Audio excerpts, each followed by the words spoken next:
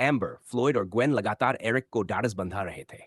उनके लिए चोरी जैसी चीज ऑलमोस्ट अनइमेजिनेबल थी, क्योंकि वे शहर के सबसे अमीर इलाके में रहते थे और उनके घरों के चारों तरफ गार्ड्स तैनात रहते थे।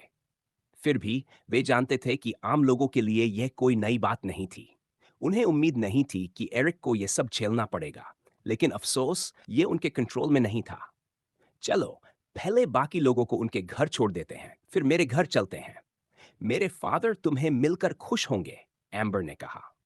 अगर एरिक को स्टोन फैमिली और एम्बर पर रॉबरी के पीछे होने का शक न होता, तो वह कह देता कि यह तो ऑलमोस्ट ऐसा लग रहा है जैसे वह अपने बॉयफ्रेंड को फैमिली से मिलवाने जा रही हो। लेकिन उसने कुछ नहीं कहा। कहीं ऐसा न हो कि आज रात छत के नीचे सोने का यह मौका भी हाथ से निकल जाए। करीब 10 मिनट की ड्राइव के बाद चारों एम्बर की कार में वापस बैठे और ग्वेन के घर पहुंचे। नीडलेस टू से, वह जगह आसपास के बाकी घरों के मुकाबले बहुत बड़ी थी। बिल्डिंग कम से कम 600 स्क्वायर मीटर्स की थी और हर कोने से वेल्थ टपक रही थी। बाहर कई गाड़ियां खड़ी थीं, 2 लिमुजीन्स भी थी जिनके ड्राइवर्स पास ही इंतजार कर रहे थे। एरिक सोचने पर मजबूर हो गया कि ग्वेन के फादर ऐसा कौन सा काम करते होंगे कि सिर्फ एक खरीदने के लिए भी उनके पास इतना पैसा हो। अपने जीवन की तुलना में ऐसे बड़े घरों के मालिकों को देखकर उसे खुद को बहुत छोटा महसूस हुआ। सी यू टुमारो गाइस। फिर वह कार से कूदकर अपने घर चली गई। 15 मिनट बाद वे फ्लोइड के घर पहुंचे। उसका घर ग्वेन के घर से थोड़ा छोटा था, लेकिन कंफर्ट्स में किसी भी तरह की कमी नहीं थी। स्विमिंग पूल्स, टेनिस कोर्ट्स, एक छोटा फुटबॉल फील्ड और हर तरह का स्पोर्ट्स इक्विपमेंट, सब कुछ वहां मौजूद था। बस ग्वेन के घर के मुकाबले थोड़ा कम एक्स्ट्रावेगेंट था। Bye guys. Bye Floyd, Amber और एरिक ने एक साथ जवाब दिया। इसके बाद दोनों एम्बर के घर की तरफ बढ़े और 10 मिनट की राइड के बाद आखिरकार वहां पहुंच गए। लेकिन ग्वेन और फ्लोइड के घरों के मुकाबले भी यह जगह कहीं ज्यादा बड़ी थी। सिर्फ हाउस ही कम से कम 2500 स्क्वायर मीटर्स का था और गार्डन कम से कम 1 एकड़ में फैला हुआ था। उस जगह का शेयर साइज ही ओवरवेलमिंग था। घर के perimeter पर कई गार्ड्स तैनात थे और पूरी प्रॉपर्टी को घेरती हुई बड़ी मेटल फेंसेस थीं। फेंस के पोस्ट के ऊपर कई कैमरास लगे थे, जो करीब 300 मीटर्स तक की हर मूवमेंट पर नजर रख सकते थे। अगर कोई फेंस चढ़ने या तोड़ने की कोशिश करता, तो अलार्म तुरंत बज जाता। फेंसेस पर भाले जैसी स्पाइक्स लगी थी, जो आसमान की तरफ इशारा करती थी, और उनके साथ लहराते हुए सर्कल्स और फिलिग्री डिजाइन्स थे। सब कुछ जॉयस फैमिली के लिए कस्टम मेड। गार्डन्स बेहद वेल केप्ट थे। बड़े बड़े पौधों से बनी टोपियरी स्कल्पचर्स चारों तरफ सजी थी। Wolves, faces, squares, circles, hearts और न जाने क्या क्या। हर चीज वेल्थ चीख चीख कर दिखा रही थी, और कोई भी पासर बाय इन पौधों से बनी खूबसूरत स्कल्पचर्स देखकर चौंक जाता।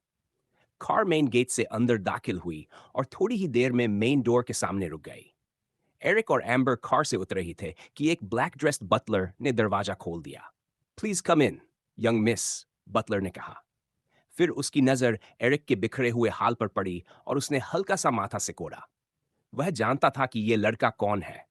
नाम मात्र तौर पर यंग मिस का फ्रेंड और फ्रैंट का इकलौता अवेकनर। नीडलेस टू से, बटलर इस यंग मैन से डिसअपॉइंटेड था। अवेकनर होने के बावजूद एरिक में उसे किसी महान व्यक्ति की ओरा नजर नहीं आ रही थी। सच कहें तो अगर यंग गर्ल साथ न होती, तो वह ऐसे व्यक्ति के लिए दरवाजा खोलने की हिम्मत भी न करता। फिर भी उसने कुछ नहीं कहा और दोनों स्टूडेंट्स को जल्दी से अपने मास्टर के ऑफिस की तरफ ले गया। थोड़ी देर चलने के बाद वे ऑफिस डोर के सामने पहुंचे। बटलर ने पोलाइटली नॉक किया और दोनों यंग लोगों की अनाउंसमेंट की। You may come in, amber के फादर केडन की आवाज आई। दोनों तुरंत अंदर चले गए। रूम में घुसते ही एरिक की नजर सबसे पहले राइट साइड पर गई, जहां एक मैसिव फायरप्लेस के ऊपर एक ह्यूज थाइड की खाल टंगी हुई थी और उसके पास ही लॉन की तरफ देखने वाली एक बड़ी विंडो थी। फेल्ट के बगल में एक बेर जैसे थाइड का सिर टंगा हुआ था, जिसके जबड़े खुले हुए थे। उस बीस्ट का साइज देखकर साफ लगता था कि जिंदा रहते वक्त वह कितना विशाल रहा होगा। रूम के बीचों बीच एक बड़ा सा ब्राउन डेस्क था, जिस पर सिर्फ एक कंप्यूटर रखा था। एरिक ने डिवाइस को तुरंत पहचान लिया। ये वही कंप्यूटर था जो टेक्नोलॉजी की दुनिया का सबसे महंगा मॉडल माना जाता था। उसके चारों तरफ कई गोल्ड प्लेटेड फाउंटेन पेन्स और ढेर सारे पेपर्स पड़े थे, जिनकी कंटेंट्स एरिक समझ नहीं पाया। सिट डाउन, केडन ने एरिक और एम्बर से कहा। फिर यंग मैन की आंखों में देखते हुए मिडिल एज्ड आदमी बोला, मेरी बेटी ने बताया कि तुम्हारे साथ एक अगली क्राइम हुआ है। एरिक तुरंत इंटिमिडेट हो गया।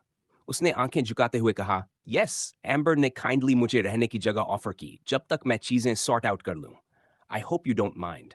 वह जितना हो सके उतना पोलाइट रहने की कोशिश कर रहा था ताकि इस इन्फ्लुएंशियल आदमी को नाराज न कर दे। Not at all. सच कहूं तो मैं तुमसे पहले ही मिलना चाहता था यंग बॉय, क्योंकि मैं तुम्हारी आइडेंटिटी जानता हूं, फ्रैंक के इकलौते अवेकनर के रूप में। केडन ने बात जारी रखी, मुझे खुशी है कि मेरी बेटी तुम्हारे करीब आ रही है। तुम हमारे देश का फ्यूचर हो और तुम्हारा आगे एक ग्रेट फ्यूचर है। एरिक को समझ नहीं आया कि वह क्या जवाब दे, इसलिए वह चुप ही रहा। उसने जमीन की तरफ देखा और एम्बर के पास रखी चेयर पर बैठ गया। डैड, जैसा मैंने कहा था, एरिक मेरा फ्रेंड है। मैं जानना चाहती हूं कि उसके घर में चोरी किसने की, और उम्मीद करती हूं कि हम उसके घर की रिपेयर में मदद कर सकें, एम्बर ने कहा।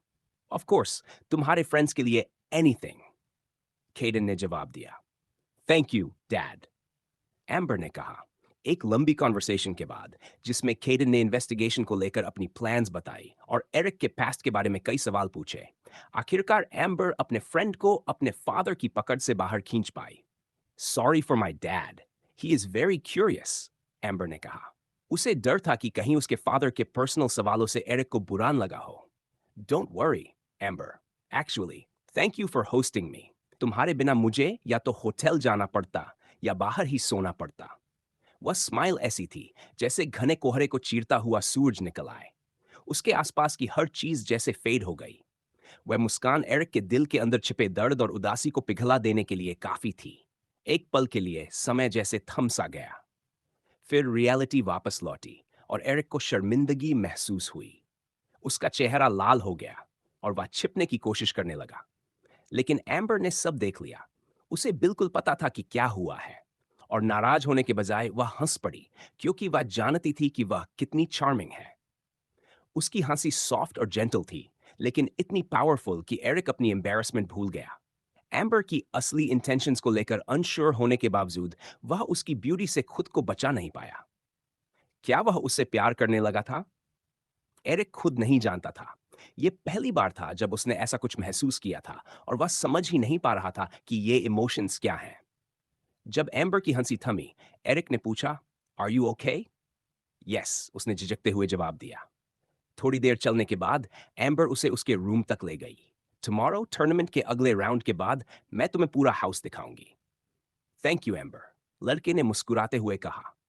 फिर वह अपने रूम के अंदर गया और बेड पर गिरते ही सो गया। अगले दिन एरिक पहले से कहीं बेहतर हालत में जागा। 10 साल की उम्र के बाद से वह कभी किसी असली बिस्तर पर नहीं सोया था, और अब वह उस एहसास को लगभग भूल ही चुका था। मैट्रेस की आरामदायक सॉफ्टनेस और कमरे की लक्जरी देखकर वह दंग रह गया। उसे एम्बर, ग्वेन और फ्लॉयड की लाइफ से जलन हुई, लेकिन आखिर में वह सिर्फ जिंदगी को कोस सका, जो उसके साथ हमेशा अनफेयर रही थी। जैसे ही उसने कपड़े पहने और कमरे से बाहर निकला, वह सीढ़ियों से नीचे उतरा जो सीधे एंट्रेंस तक जाती थीं। वहां पहुंचकर उसने बटलर से पूछा कि एम्बर कहाँ है। वो लिविंग रूम में है, अभी ब्रेकफास्ट कर रही हैं। अगर आप मेरे साथ आएं तो मैं आपको वहां ले चलता हूं। करीब 5 मिनट चलने के बाद एरिक उस जगह पहुंचा जहां उसने अपनी दोस्त को खुशी खुशी एक नाशपाती खाते हुए पाया। गुड मॉर्निंग एरिक, एम्बर ने मुस्कुराते हुए कहा। Good morning amber. एरिक भी मेज पर बैठ गया और अपनी डेली क्वेस्ट एक्सेप्ट करने के बाद खाते हुए एम्बर से बातें करने लगा। पूरे ब्रेकफास्ट के दौरान माहौल काफी हल्का और खुशमिजाज रहा, लेकिन एरिक के दिमाग से यह बात नहीं निकल रही थी कि यह सब शायद उसे एक्सप्लॉइट करने का एक तरीका हो, उसे, उस बायोलॉजिकल सुपर कंप्यूटर को। फिर भी फिलहाल वह एम्बर के घर में एक गेस्ट था, और उसे उसी स्टेटस के हिसाब से बिहेव करना था। यह सोचते हुए कि क्या एम्बर के घर आना वाकई सबसे ब्रिलियंट फैसला था या नहीं, तभी उसके कानों में एक नोटिफिकेशन गूंज उठा। Daily quest completed. ब्रेकफास्ट के बाद एम्बर और एरिक ने कार ली और ड्राइवर उन्हें स्कूल ले गया। वहां पहुंचने में उन्हें 10 मिनट से ज्यादा नहीं लगे।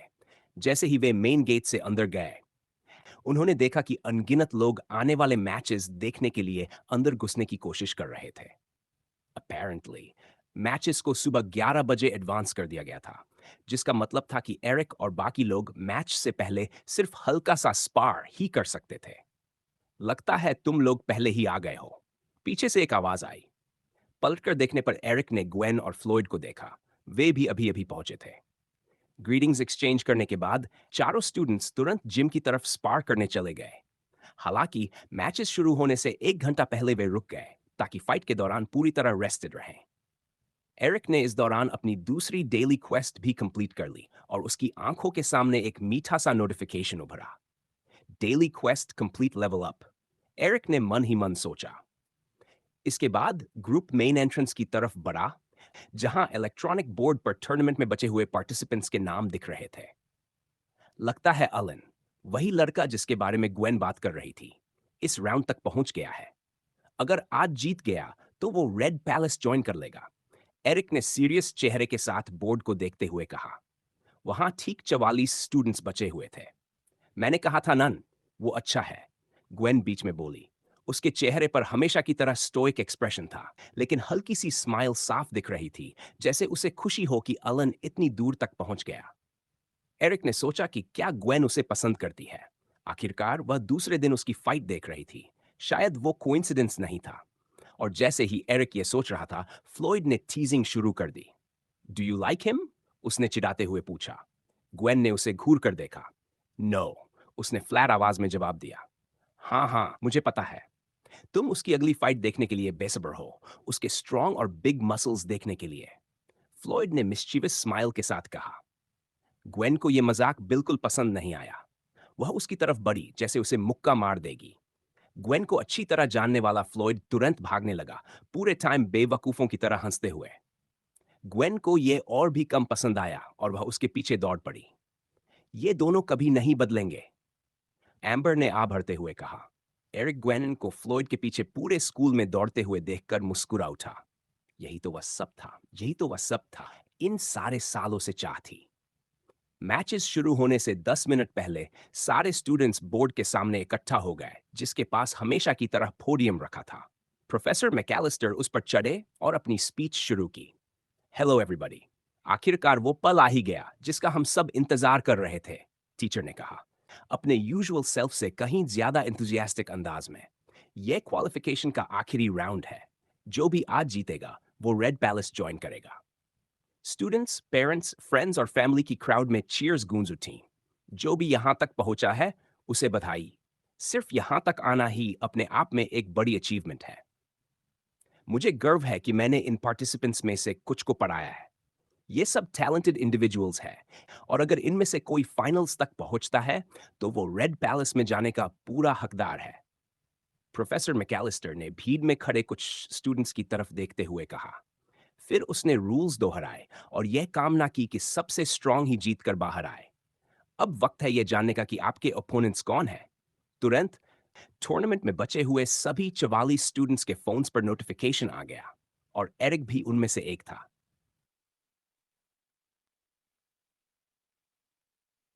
आपकी जैकलिन ली हीलर्स। इस बार एरिक जानता था कि उसका ओपोनेंट कौन है। जैकलिन वाइली उन्हीं लोगों में से एक थी जिन पर नजर रखने को फ्लोइड ने कहा था। उस यंग वुमन के पास एक ब्रेन क्रिस्टल पावर थी, जिससे वह अपनी मुट्ठियों से क्लॉड बोन्स उगा सकती थी। भले ही ये कोई बहुत ओवरपावर्ड एबिलिटी ना हो, लेकिन मीली कॉम्बैट में ये उसकी डैमेज डीलिंग क्षमता को काफी बढ़ा देती थी। फ्लोइड ने यह भी नोटिस किया था कि जैकलिन के क्लॉज की स्ट्रेंथ, लेंथ, ड्यूरेबिलिटी और शार्पनेस उस माना की मात्रा के साथ बढ़ती थी जो वह उन्हें सप्लाई करती थी, जिससे वे उसके हाथों में बेडेडली बन जाते थे। लेकिन यही अकेली प्रॉब्लम नहीं थी। फ्लोइड के मुताबिक जैकलिन मार्शल आर्ट्स में भी काफी टैलेंटेड थी, खासकर तब जब वह अपने क्लॉज को वेपन्स की तरह इस्तेमाल करती थी, जो उसके फाइटिंग स्टाइल के साथ परफेक्टली मैच करते थे। इसके अलावा वह अपनी पावर को बहुत एफिशिएंटली इस्तेमाल करना जानती थी, और फिजिकल स्ट्रेंथ के साथ साथ अपने इनेट बैटल सेंसेस का भी पूरा फायदा उठाती थी, जिससे वह एक फॉर्मिडेबल ओपोनेंट बन जाती थी। उसकी स्पीड भी काफी अच्छी थी, जिससे वह अटैक्स डॉज कर सकती थी और तेज काउंटर अटैक्स कर पाती थी। एरिक इस फाइट को लेकर थोड़ा एंग्शियस था। फ्लोइड ने इस लड़की की बहुत तारीफ की थी और उसे यकीन नहीं था कि वह उसे हरा पाएगा या नहीं। हीलर को ढूंढने के बाद एरिक ने जैकलिन को खोजा और उसे देखकर वह चौंक गया। जैकलिन एक बहुत लंबी यंग वुमन थी, जिसके लंबे काले बाल पीछे बंधे हुए थे और एमरल्ड ग्रीन आंखें थीं। उसकी स्किन टैन्ड और स्मूथ थी, जो उसे काफी अट्रैक्टिव बनाती थी। उसने स्कूल का ट्रेनिंग अटायर पहना हुआ था, एक बहुत टाइट यूनिफॉर्म इलास्टिक मटेरियल का बना हुआ, जो उसकी टोन्ड मसल्स और राउंड बट को साफ हाईलाइट कर रहा था। उसका फिगर स्लेंडर था, लेकिन प्रोपोर्शंस इतने बैलेंस थे कि वह फाइट में पूरी तरह केपेबल लग रही थी। बाहर से वह कॉम दिख रही थी, लेकिन उसकी आंखों में एक साफ सी डिटर्मिनेशन झलक रही थी, जैसे वह किसी भी हालात के लिए तैयार हो।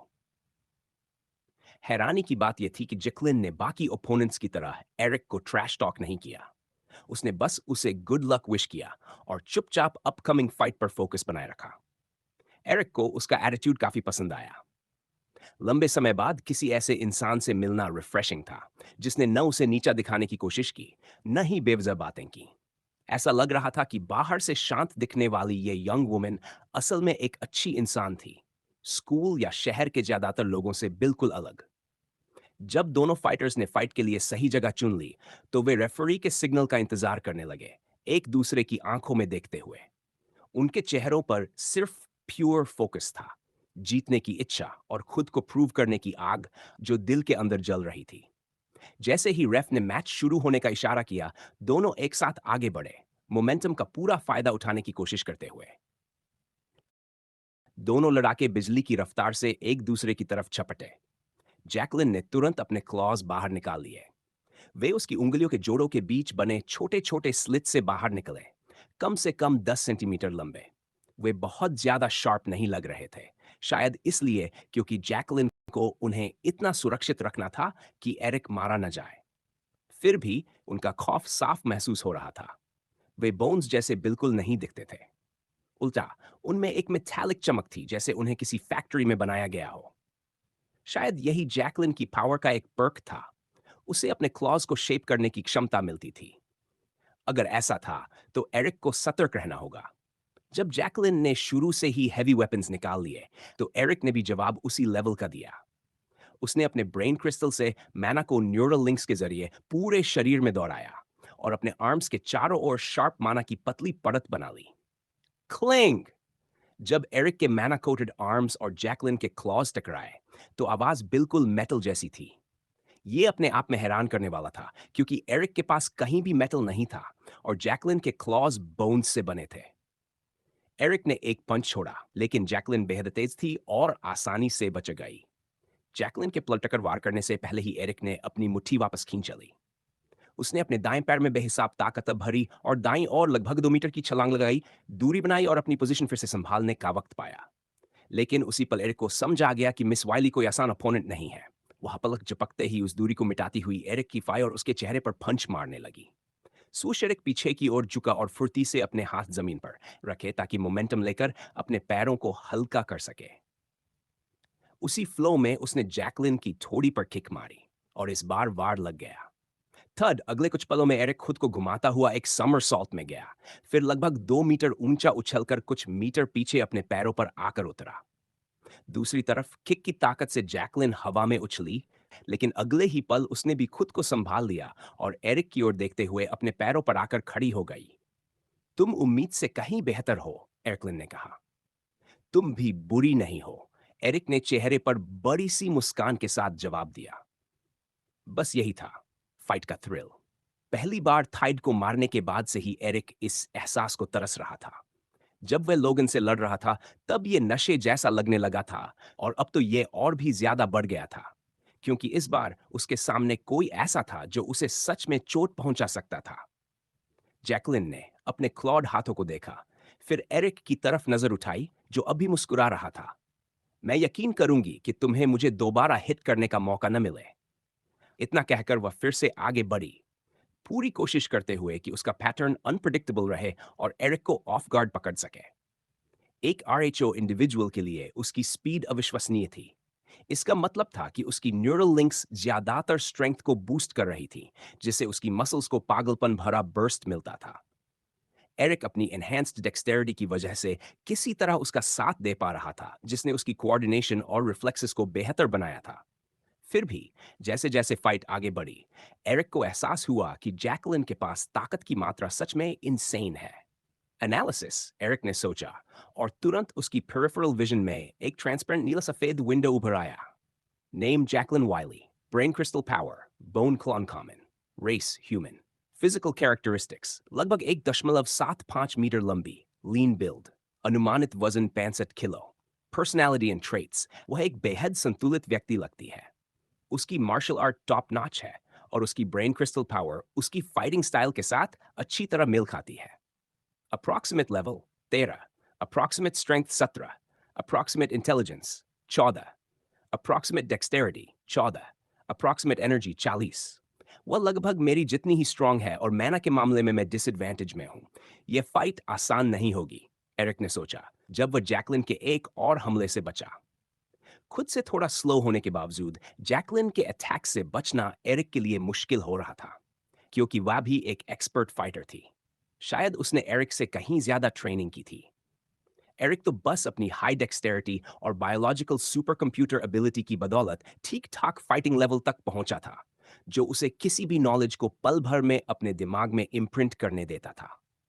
उसी वक्त जैकलिन की एक खतरनाक मूव ने एरिक की हालत खराब कर दी।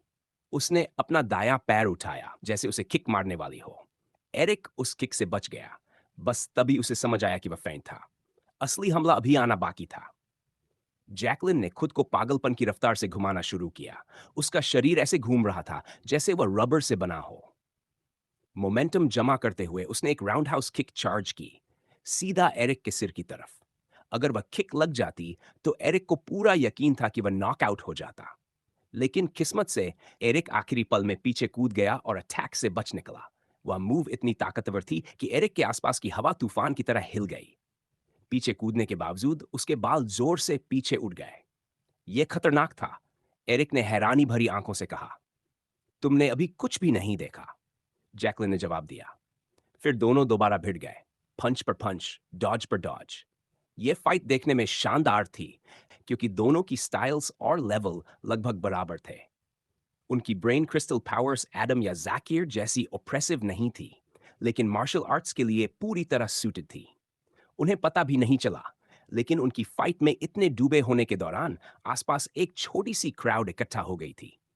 कुछ जैकलिन के फैंस थे जो उसका समर्थन करने आए थे, लेकिन ज्यादातर लोग सिर्फ एरिक को हारते देखने आए थे। अब यह आम बात हो चुकी थी कि एरिक पहले जैसा नहीं रहा। कम बोलने, लो प्रोफाइल रखने और किसी को परेशान न करने के बावजूद कुछ हालात में वह बेहद एरोगेंट साबित हुआ था।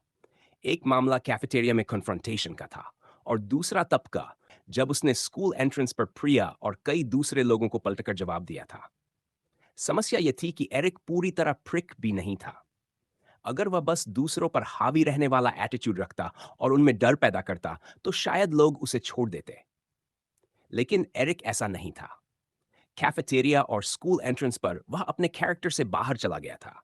उसे प्रिक की तरह बिहेव करना पसंद नहीं था, लेकिन वह जानता था कि कभी कभी जरूरी होता है। फिर भी एरिक का कॉन्फिडेंस धीरे धीरे बढ़ रहा था, इसीलिए वह जैकलिन से बिना हिचक बात कर पाया या जकीर को स्नार्की रिप्लाईज दे सका। लेकिन कभी कभी सामने वाले के लिए उसके मन में कोई रिगार्ड ही नहीं बचता था। यह अचानक होता था, एक ऐसा ट्रिगर जिस पर एरिक का कोई कंट्रोल नहीं था। यही लोगन, कोनाल और ऑर्सन के साथ फॉरेस्ट में हुआ था। उस वक्त एरिक नफरत से भर गया था और उसके अंदर कुछ एक्टिवेट हो गया था। उन रेयर मोमेंट्स में एरिक लोगन, कोनाल और ऑर्सन तीनों से भी बदतर बन जाता था। तुम्हें क्या लगता है, कौन जीतेगा? एक लड़की ने अपनी दोस्त से पूछा। पता नहीं, लेकिन मैं सच में चाहती हूं कि प्लांट हगर हारे। जैक के हारने का तो कोई चांस ही नहीं है, एक लड़के ने बीच में कहा। वह प्लांट हगर से कहीं ज्यादा स्ट्रांग है। दोनों की तुलना ही नहीं हो सकती। क्या तुम अंधे हो? लड़की ने जवाब दिया। दोनों लगभग बराबर है। जैकलिन ने एरिक पर पंच मारा, लेकिन एरिक ने अपनी बांह उठाकर वार को पैरी कर दिया। उसकी बाहों के चारों ओर लिपटी स्पिरिचुअल एनर्जी ने लड़की के घातक क्लॉज को डिफ्लेक्ट कर दिया। इससे जैकलिन एक पल के लिए खुली रह गई और एरिक ने उसी मौके पर खुद को घुमाते हुए उसके पेट पर किक मार दी। फाबू! किक उसके पेट में लगी और जैकलिन की सांस अटक गई। उसका बैलेंस बिगड़ गया और वह जमीन पर पीछे की ओर गिर पड़ी। सांस लेने में दिक्कत के बावजूद उसका दिमाग अब भी तेज और फाइट पर पूरी तरह फोकस था। फेफड़ों में हवा न होने के कारण उसने पीठ के बल लुढ़कते हुए एरिक से दूरी बना ली। इसी दौरान एरिक फिर से पोस्टर में आया और उसकी तरफ बढ़ने लगा। वह अपने घुटने से जैकलीन के चेहरे पर किक मारने की कोशिश कर रहा था। असल में एरिक ने जिकिर की वही स्टाइलिश मूव रेप्लिकेट की। वह दौड़ा, मोमेंटम बनाया और जैसे ही वह काफी पास पहुंचा, जैकलिन की ऊंचाई तक उछल गया और पैर फैलाकर वार किया। जैकलिन ने बस समय रहते अपना चेहरा बचाया। फिर भी एरिक का वार उसकी क्लैविकल पर लगा और दर्द की लहर उसके पूरे शरीर में दौड़ गई। मगर एरिक उसका संतुलन खो बैठा और उसके ऊपर ही लड़खड़ा गया। जैकलिन ने दर्द सहते हुए भी मौका नहीं छोड़ा। उसने एरिक के पैरों को पकड़ लिया और उसे जमीन पर गिरा दिया। लगभग उसी पल एरिक ने अपनी शार्पन्ड बांह को जैकलिन की पीठ की ओर झुलाया, जबकि जैकलिन ने एरिक की जांघ पर जोरदार पंच मारा। दोनों के शरीर पर गहरे घाव उभर आए। जैकलिन की पीठ पर एक लंबी चीरा और एरिक की जांघ में 4 छेद। दोनों दर्द से चिल्ला उठे। वे जानते थे कि उस स्थिति में वे एक दूसरे की मर्जी पर थे। इसलिए जैकलिन ने तुरंत एरिक का पैर छोड़ दिया और उछलकर खड़ी हो गई। उसी समय एरिक ने जमीन पर लुढ़कते हुए खुद को उठाया, लेकिन अब वह लंगड़ा रहा था। अब हालात एरिक के लिए बिगड़ गए थे। घायल पैर के साथ उसकी मूवमेंट्स जरूर स्लॉपी हो जाती और वह अपनी पूरी ताकत नहीं निकाल पा रहा था। दूसरी तरफ जैकलिन को अपनी बाहें चलाने में दिक्कत हो रही थी। हर बार हिलाने पर दर्द का झटका उसके शरीर में दौड़ जाता। उसे बहुत सोच समझकर कदम उठाने पड़ रहे थे। दोनों कंटेस्टेंट्स जानते थे कि यह टूर्नामेंट जिंदगी में एक ही बार मिलने वाला मौका है। वे अपने घावों को फाइट रोकने नहीं दे सकते थे। इसके अलावा एरिक जानता था कि असली लाइफ एंड डेथ सिचुएशन में कोई फाइट सिर्फ इसलिए नहीं रुकती कि वह घायल है। उसने तय किया कि वह इसे एक सीख की तरह लेगा कि ऐसी हालत में क्या करना चाहिए। काश मेरे पास हीलिंग पावर होती, एरिक ने सोचा। तभी उसकी नजर जिमी सैंडर्स पर गई, जो उनका डेजिग्नेटेड हीलर था, और उसके दिमाग में एक सिनिस्टर ख्याल उभरा। लेकिन जैकलिन के अचानक हमले ने एरिक को उसके विचारों से खींच लिया। जब एरिक अपने ख्यालों में डूबा था, जैकलिन उस पर टूट पड़ी। चूंकि उसकी बाहें ठीक से काम नहीं कर पा रही थीं, उसने अपने पैरों को प्राइमरी वेपन बना लिया। उसे पता था कि एरिक का पैर घायल है और वही उसका निशाना था। वार लगते ही एरिक थोड़ा लड़खड़ा गया, लेकिन एरिक उसे इस तरह फायदा उठाने नहीं देने वाला था। उसकी बाहें अब भी ठीक थीं, इसलिए उसने अपनी बाह को तलवार की तरह घुमाया और जैकलिन पर स्लैश किया। यह कोई मार्शल आर्ट की मूव नहीं थी, सीधी और कच्ची, बट इतनी इफेक्टिव थी कि उसने जैकलिन को दूर रखा। एरिक समझ गया था कि उसे कुछ करना होगा। जैकलिन को बढ़त मिल रही थी और स्पीड व स्ट्रेंथ का फर्क अब पहले जितना बड़ा नहीं रहा था। उसने सोचा कि वह अपने बचे हुए 5 एट्रीब्यूट पॉइंट्स स्ट्रेंथ बढ़ाने में खर्च कर दे, लेकिन फिर उसने खुद को रोका। वह उन्हें स्पिरिचुअल एनर्जी बढ़ाने के लिए बचाकर रखना चाहता था, ताकि वह टाइड्स के खिलाफ बराबरी से लड़ सके। टूर्नामेंट जरूरी था, यह सच था, मगर एरिक जानता था कि असली बैटलफील्ड शहर के बाहर का फॉरेस्ट है, जहां वह थाइड्स को मार सकता है और सिस्टम की मदद से उनकी स्पिरिचुअल एनर्जी अब्सॉर्ब कर सकता है। एरिक ने अपने ओपोनेंट को ध्यान से देखा। जैकलिन बार बार उसके उसी पैर पर किक मारने की कोशिश कर रही थी जहां उसका घाव था, लेकिन अपनी धीमी गति के बावजूद एरिक एक अडिग पहाड़ की तरह खड़ा रहा। उसने डिफेंसिव स्टैंस ले ली थी और कोई ओपनिंग नहीं दे रहा था।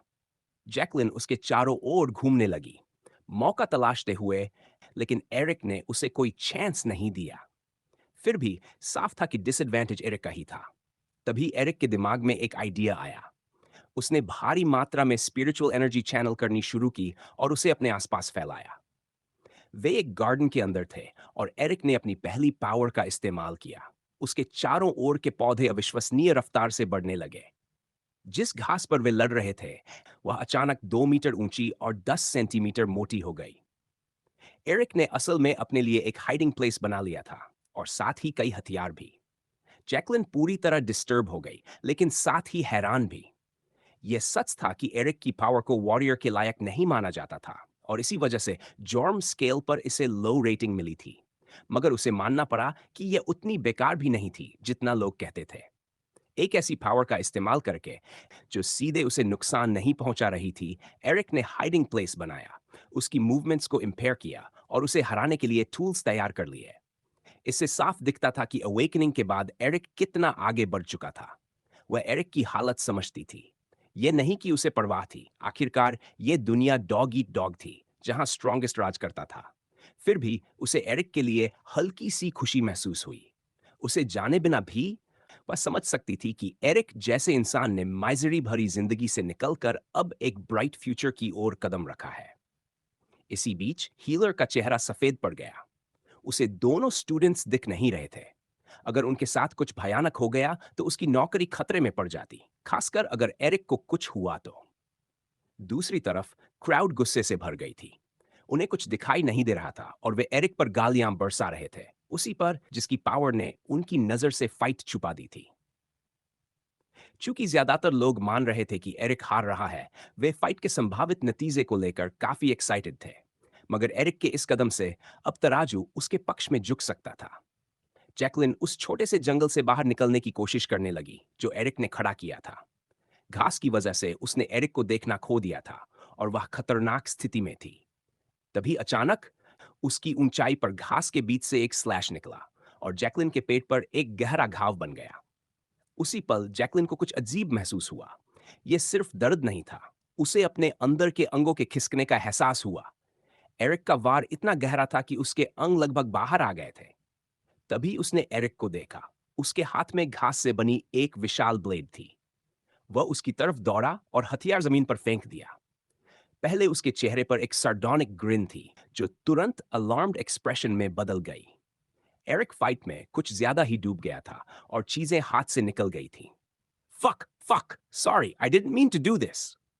जैकलिन ने अपने क्लॉज वापस खींचे और अपने हाथों से अंगों को शरीर के अंदर थाम लिया। एरिक ने तुरंत उसे उठाया और ग्रास फील्ड से बाहर ले आया, क्राउड, हीलर और रेफरी की हैरान आंखों के सामने। जैसे ही लोगों ने दृश्य देखा, रेफरी ने एरिक की विक्ट्री डिक्लेयर कर दी। हीलर का चेहरा पीला पड़ गया। जैकलिन के घाव को देखकर उसे समझ आ गया कि उसे तुरंत बंद करना होगा। खून तेजी से बह रहा था। हीलर के पास रेफरी के फैसले को पलटने की अल्टीमेट अथॉरिटी थी। अगर एरिक के हमले से जैकलिन के किसी इंटरनल ऑर्गन को नुकसान पहुंचा होता, तो वह एरिक को लूजर घोषित कर देता, क्योंकि वह लीथल मूव माना जाता। जब हीलर ने जैकलिन के घाव ठीक किए, तो उसने पाया कि हमला बहुत ताकतवर होने के बावजूद किसी भी इंटरनल ऑर्गन को खरोंच तक नहीं आई थी। इस तरह एरिक को ऑफिशियली विनर घोषित कर दिया गया। तुम बहुत लकी हो, यंग मैन, हीलर ने एरिक को हालात समझाते हुए कहा। उसका चेहरा अब भी पीला था। वह जानता था कि यह मूव कितना खतरनाक था। समस्या यह थी कि एरिक फाइट में इतना डूब गया था कि वह लगभग भूल ही गया था कि यह एक फ्रेंडली मैच है, और उसका दिमाग हंटिंग मोड में चला गया था। एरिक शर्मिंदा चेहरे के साथ वहां से चला गया। उसे पता था कि वह बस किस्मत से बचा था। अगर जैकलिन मर जाती तो उसे सीधा कंपटीशन से बाहर कर दिया जाता। क्राउड गुस्से से भरी हुई थी। उनके हिसाब से एरिक ने एक लीथल मूव इस्तेमाल किया था और उसे टूर्नामेंट से निकाल देना चाहिए था। उन्होंने इस नाइंसाफी के खिलाफ जोरदार विरोध किया, लेकिन कोई कुछ नहीं कर सकता था, क्योंकि हीलर की बात बिल्कुल साफ थी। एरिक ने कोई नियम नहीं तोड़ा था। मूव खतरनाक जरूर था, लेकिन उसने न तो अपने ओपोनेंट को मारा था और न ही उसे ज्यादा गंभीर रूप से घायल किया था। हीलर ने क्राउड को याद दिलाया कि ये एक सीरियस कंपटीशन है, जिसे खुद जनरल बेकर ने ऑथराइज किया है, और नियमों पर उनका कोई हक नहीं है। इसके बाद एरिक बिना किसी और इंसिडेंट या कमेंट के वहां से निकल गया। आखिरकार वह खुश था, क्योंकि वह उन 22 फाइनलिस्ट्स में से एक था जिन्हें रेड पैलेस में शामिल होने का प्रिविलेज मिला था। असल टूर्नामेंट, जो फाइनल रैंकिंग्स तय करेगा, कल शुरू होने वाला था और एरिक को खुद को तैयार करना था। जब एरिक जिम की ओर जा रहा था, तभी उसकी नजर ग्वेन की फाइट पर पड़ी। फ्लॉयड और एम्बर उसे देख रहे थे, लेकिन उनके चेहरों से साफ था कि हालात अच्छे नहीं थे। उनकी आंखों में चिंता थी। लग रहा था कि उनकी दोस्त के रेड पैलेस में जाने के चांसेस इस वक्त काफी स्लिम थे। ग्वेन इस समय क्लेयर ब्लैकवेल नाम की लड़की से लड़ रही थी। क्लेयर की पावर काफी कॉमन थी। वह मैना से बनी एक ग्रेट स्वॉर्ड बना सकती थी, जिसे वह लड़ाई में इस्तेमाल करती थी। लेकिन बस यही नहीं था। क्लेयर के मैना रिजर्व्स बेहद ज्यादा लग रहे थे और उसके माना खत्म होने की कोई उम्मीद नजर नहीं आ रही थी। ग्वेन की स्किल उसे माना आर्मर बनाने की पावर देती थी, मगर क्लेयर अपनी सोर्ड में जितना चाहे उतना माना इन्फ्यूज कर सकती थी, जिससे वह आसानी से ग्वेन के आर्मर को काट देती थी। इससे ग्वेन मुश्किल में पड़ गई थी, क्योंकि वह अपने आर्मर में इतना माना नहीं डाल पा रही थी कि क्लेयर के अटैक्स को झेल सके। एरिक ने अपनी दोस्त की हालत देखी। वह बैटर्ड थी, ब्रूज्ड थी और कट से भरी हुई थी। आर्मर बनाए रखना उसके लिए मुश्किल हो रहा था, क्योंकि क्लेयर के अटैक से बचने में उसका बहुत मैना खर्च हो रहा था। हालात की गंभीरता को समझते हुए ग्वेन ने फैसला किया कि वह सिर्फ उन्हीं स्पॉट्स पर आर्मर बनाएगी जहां क्लेयर अटैक कर रही थी। इससे माना की खपत कम होती, लेकिन उसके दिमाग पर ज्यादा बोझ पड़ता। ग्वेन की प्रोवेस पर कोई शक नहीं था। उसका आर्मर उसे हर सिचुएशन में बिना हथियार के घुस जाने लायक बना देता था। यह फाइट ग्वेन के लिए ठंडे पानी की बाल्टी जैसी थी। उसे एहसास हो गया कि उसे अभी बहुत आगे जाना है। वह सिर्फ अपने आर्मर पर निर्भर नहीं रह सकती थी। कोई ना कोई ऐसा दिन जरूर आएगा जब सामने वाला उससे ज्यादा मैना वाला होगा। क्लेयर भले ही एक एक्सेप्शनल फाइटर थी, लेकिन ग्वेन उससे कम नहीं थी। वह एक टॉप स्टूडेंट थी और एरिक मानने को तैयार नहीं था कि वह यहां हार जाएगी, उस फाइट में जो तय करती कि वह रेड पैलेस में जाएगी या नहीं। तभी एरिक, फ्लॉयड और एम्बर ने ग्वेन के चेहरे पर एक बेहद हल्की सी स्mirk देखी। बस वही एक पल, और तीनों की चिंता कुछ कम हो गई। लेकिन वह स्माइल क्लेयर ने नहीं देखी। उसी पल क्लेयर ग्वेन की ओर झपटी और अपनी सोर्ड को हॉरिजॉन्टली घुमाया। ग्वेन ने अपने शरीर को एक नामुमकिन एंगल पर झुकाया और खुद पर रोटेट करते हुए पहले से जमा मोमेंटम को और बढ़ाया। फिर उसने क्लेयर के चेहरे की ओर पंच झोंक दिया। वह यही नहीं रुकी। फिस्ट के चेहरे से टकराने से ठीक पहले उसने अपने आर्मर के गॉन्टलेट्स मटेरियलाइज कर लिए। हालांकि उन्हें गॉन्टलेट्स कहना पूरी तरह सही नहीं था, वे ज्यादा कैस्टिस जैसे थे। एरिक, एम्बर और फ्लॉयड जानते थे कि ग्वेन की पावर पूरी तरह डिफेंसिव नहीं थी। उसके गॉन्टलेट्स असल में वेपन्स की तरह काम करते थे। यह सच था कि उनकी अटैक पावर किसी सोर्ड जैसी नहीं थी, लेकिन ग्वेन जितनी मजबूत होती, डैमेज उतना ही ज्यादा होता। असल में ग्वेन इसी तरह की ओपनिंग का इंतजार कर रही थी। जैसे ही उसने गॉन्टलेट्स बनाए और क्लेयर के सिर पर वार किया, उसने बिल्कुल टेम्पल्स को निशाना बनाया। थड! अगले ही पल क्लेयर जमीन पर गिर पड़ी। हीलर तुरंत उसकी हालत चेक करने दौड़ा। ग्वेन ने एक बॉर्डरलाइन लीथल मूव इस्तेमाल किया था। जाहिर है उसने अपनी ताकत को कंट्रोल किया था, सिर्फ ओपोनेंट को नॉकआउट करने के लिए, उससे ज्यादा कुछ नहीं। बाहर से यह आसान लग सकता था, लेकिन कोई भी फाइटर जानता था कि यह बिल्कुल भी सिंपल नहीं होता। रेफरी ने ग्वेन को विनर डिक्लेयर किया और क्राउड में चीयर्स गूंज उठी। फ्लॉयड और एम्बर सबसे ज्यादा चिल्ला रहे थे। साफ था कि ग्वेन स्कूल में एक काफी रिस्पेक्टेड स्टूडेंट थी। विक्ट्री के बाद ग्वेन सीधे अपने दोस्तों के पास आई। उसने रेड पैलेस में अपनी जगह पक्की कर ली थी। बाद में चारों कंटेस्टेंट्स जिम गए, जहां उन्होंने शावर लिया। उसके बाद वे एम्बर की लग्जरी कार में बैठे और उसके घर की ओर रवाना हुए, जहां एम्बर के परिवार ने उसके और उसके दोस्तों के रेड पैलेस में एडमिशन के लिए एक पार्टी रखी थी। मैंशन पहुंचते ही एरिक के पास शब्द नहीं थे। गार्डन को अनगिनत लाइट से सजाया गया था, रेड, ग्रीन, व्हाइट और ब्लू। खाने से भरी डेरो टेबल्स पूरे गार्डन में फैली हुई थी, और 1,000 से ज्यादा लोग पहले से ही वहां खा पी रहे थे। 10 बटलर्स का एक ग्रुप एम्बर, फ्लॉयड, ग्वेन और एरिक को मेन गेट पर ग्रीट करने आया। एरिक को जरा भी अंदाजा नहीं था कि एम्बर के पेरेंट्स इतनी बड़ी पार्टी रखेंगे। उसे लगा था कि ज्यादा से ज्यादा 20 लोग होंगे, बस वे चारों, और ग्वेन, फ्लॉयड, वो एम्बर के फैमिली मेंबर्स। उसने कभी नहीं सोचा था कि जिस छोटी सी पार्टी की बात एम्बर कर रही थी, वह इतनी भव्य होगी। एरिक को काफी अनकंफर्टेबल महसूस हो रहा था। एक तो वह किसी को जानता नहीं था। दूसरा, यह पार्टी ज्यादातर उसके दोस्तों के लिए थी, और वह खुद यहां बस एक एक्स्ट्रा जैसा था जिसे कोई नहीं जानता था। बटलर्स ने चारों स्टूडेंट्स को गहराई से बो किया और उन्हें गार्डन तक एस्कॉर्ट किया, जहां बाकी लोग इंतजार कर रहे थे। जैसे ही वे अंदर आए, क्राउड में चीयर्स फूट पड़े। बैंक्वेट में आए हर इंसान को पता था कि रेड पैलेस में जाना किसी भी वॉरियर के लिए कितना बड़ा मौका होता है। पार्टी में मौजूद कुछ लोग तो खुद ऑर्गेनाइजेशन का हिस्सा भी थे। वेटर्स ड्रिंक्स और फूड ऑफर कर रहे थे, कहीं वाइन, कहीं बियर और कई तरह के दूसरे ड्रिंक्स। शैंपेन भी थी, लेकिन चारों को अल्कोहल में कोई दिलचस्पी नहीं थी। जब वे एंट्रेंस के पास पहुंचे, जहां सबसे ज्यादा लोग जमा थे, एम्बर के फादर ने माइक्रोफोन उठाया और स्पीच शुरू की। मेरी प्यारी बेटी, उनका एम्बर की ओर हाथ बढ़ाते हुए। एम्बर ने उनका हाथ थामा और उनके दाहिने खड़ी हो गई, जबकि उसकी माँ और भाई बाईं ओर थे। मेरी प्यारी बेटी ने आज सफलता की ओर एक अहम कदम बढ़ाया है। आज मेरी बेटी ने रेड पैलेस में शामिल होने का अधिकार पाया है। चीयर्स और तालियों की गूंज पूरे गार्डन में फैल गई, पिछले सालों के स्टूडेंट्स की तरह नहीं। केडन ने मुट्ठी उठाते हुए कहा, उसने यह मौका अपनी ही ताकत से जीता है और वह अकेली नहीं है। उन्होंने आगे कहा, उसके साथ आए उसके तीनों दोस्त भी रेड पैलेस में शामिल हो सकते हैं। एक बार फिर चीयर्स और अप्लॉज गूंज उठे। ग्वेन लिंजी, फ्लोइड वैल्डेज और एरिक रोमनो, मैं उम्मीद करता हूं कि तुम मेरी बेटी के साथ सच्चे दोस्तों और फ्रैंक के सच्चे वॉरियर्स की तरह आगे बढ़ोगे। उन्होंने कहा, सबकी आंखों में देखते हुए, लेकिन नजर खास तौर पर एरिक पर टिक गई। आप सभी का धन्यवाद, मेरे प्रिय मित्रों और सम्मानित मेहमानों, आज यहां आने के लिए। ये शाम एम्बर और उसके दोस्तों की उपलब्धियों को समर्पित है। अब बिना देर किए पार्टी शुरू होने दो। गार्डन तालियों और शोर से भर गया। एरिक को फ्लोइड और ग्वेन के बीच खड़े होकर बेहद अजीब लग रहा था। उसे अपनी पूरी जिंदगी में कभी इतनी अटेंशन नहीं मिली थी। उसे पता भी नहीं था कि कहीं से एक अनोखी जोड़ी आंखें उसे देख रही थी। ऐसी आंखें जिन्हें वह अपनी पूरी जिंदगी कभी भूल नहीं पाएगा। एमिली ने अभी-अभी ब्लेड हंट का एक और मैच जीता ही था कि तभी एक बटलर ने उसके कमरे का दरवाजा खटखटाया और उसे बताया कि उसके पिता उससे मिलना चाहते हैं।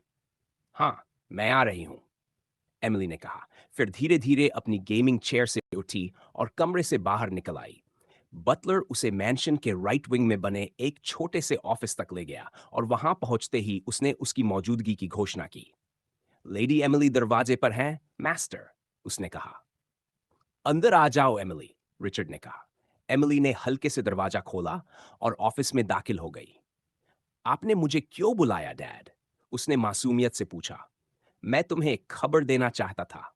मुझे नहीं पता कि तुम्हें न्यू अलेक्जेंड्रिया के हाई स्कूल में हुए हाल के बदलावों के बारे में पता है या नहीं, रिचर्ड ने कहा। नहीं, एम्बर ने तो मुझे कुछ नहीं बताया। आप किस बारे में बात कर रहे हैं? एमिली ने पूछा। असल में स्कूल ने रेड पैलेस में जाने वाले सालाना स्पॉट्स के नियम बदल दिए हैं। पहले ये स्पॉट्स अपने आप टॉप स्टूडेंट्स को मिल जाते थे, जैसा कि तुम्हें पता ही है। न्यू अलेक्जेंड्रिया में ये बात आम थी कि स्कूल सबसे ताकतवर स्टूडेंट्स को रेड पैलेस में शामिल होने का मौका देता था। वहां पढ़ाई न करने के बावजूद एमिली इस सिस्टम के बारे में अच्छी तरह जानती थी। तो एमिली ने पूछा, एम्बर उन कुछ लोगों में से एक है जिन्हें स्कूल ने रेड पैलेस भेजने का फैसला किया है, रिचर्ड ने कहा। सच में मुझे बिल्कुल भी नहीं पता था। उसने मुझे इसके बारे में कुछ नहीं बताया। एमिली ने हल्की सी मायूसी के साथ कहा, लेकिन फिर भी वह अपनी दोस्त के लिए खुश थी। लेकिन आपने बदलावों की बात की थी, है ना? उसने आगे पूछा। हाँ, रिचर्ड ने कहा। इस साल रूल्स बदल दिए गए हैं। स्पॉट पाने के लिए एक छोटा टूर्नामेंट ज्वाइन करना जरूरी था और एम्बर ने हिस्सा लिया, उन्होंने जोड़ा। क्या कुछ बुरा हुआ? क्या वह हार गई? एमिली ने चिंता से पूछा। हार गई? बिल्कुल नहीं। आज उसका वो मैच है जो तय करेगा कि उसे रेड पैलेस में जगह मिलेगी या नहीं। उसका पिता उसकी जीत को लेकर इतना कॉन्फिडेंट है कि उसने पार्टी रखने का फैसला किया है और हम वहां जा रहे हैं। ओह, सच में? तो मुझे जल्दी से तैयार होना चाहिए, एमिली ने ऐसी मुस्कान के साथ कहा जो मानो बर्फ तक पिघला दे।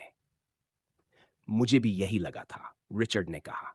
एमिली अपने कमरे में लौटी और उस पार्टी के लिए तैयार होने लगी जो सुबह के बाद में होने वाली थी। थोड़ी देर बाद वह अपने पिता और मां के कार में बैठी और जॉयस मैंशन पहुंच गई। वहां उनका स्वागत खुद केडन ने किया, जो एम्बर के पिता थे। केडन ने मुस्कुराते हुए कहा, दोनों बचपन के दोस्त थे जिन्होंने साथ काम किया था और एक ही दौर में आर्मी में सेवा दी थी।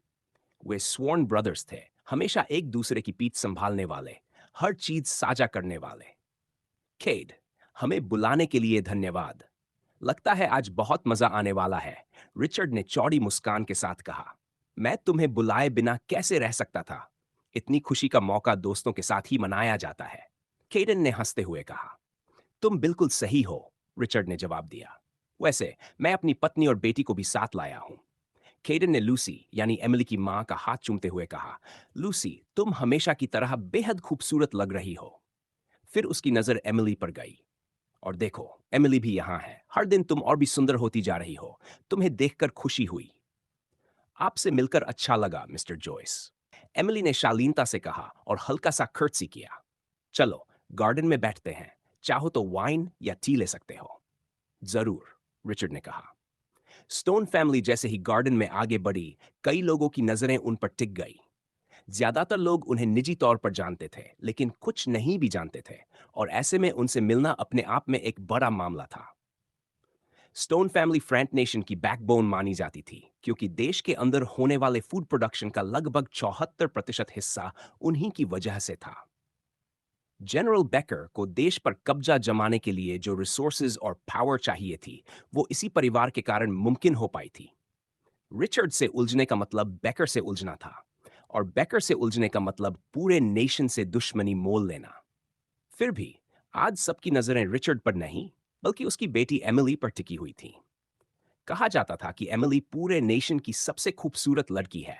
ऐसी सुंदरता जो लोगों को पूरे के पूरे देश उलट देने पर मजबूर कर दे। वह आमतौर पर मैंशन से बाहर नहीं निकलती थी और बेहद रिजर्व्ड मानी जाती थी। इसलिए उसे इस तरह की पार्टी में देखना कई लोगों के लिए हैरानी की बात थी। उसकी हेवन डिफाइंग ब्यूटी ही उसे खास नहीं बनाती थी। भविष्य को देखने की उसकी क्षमता उससे भी ज्यादा ध्यान खींचने वाली थी।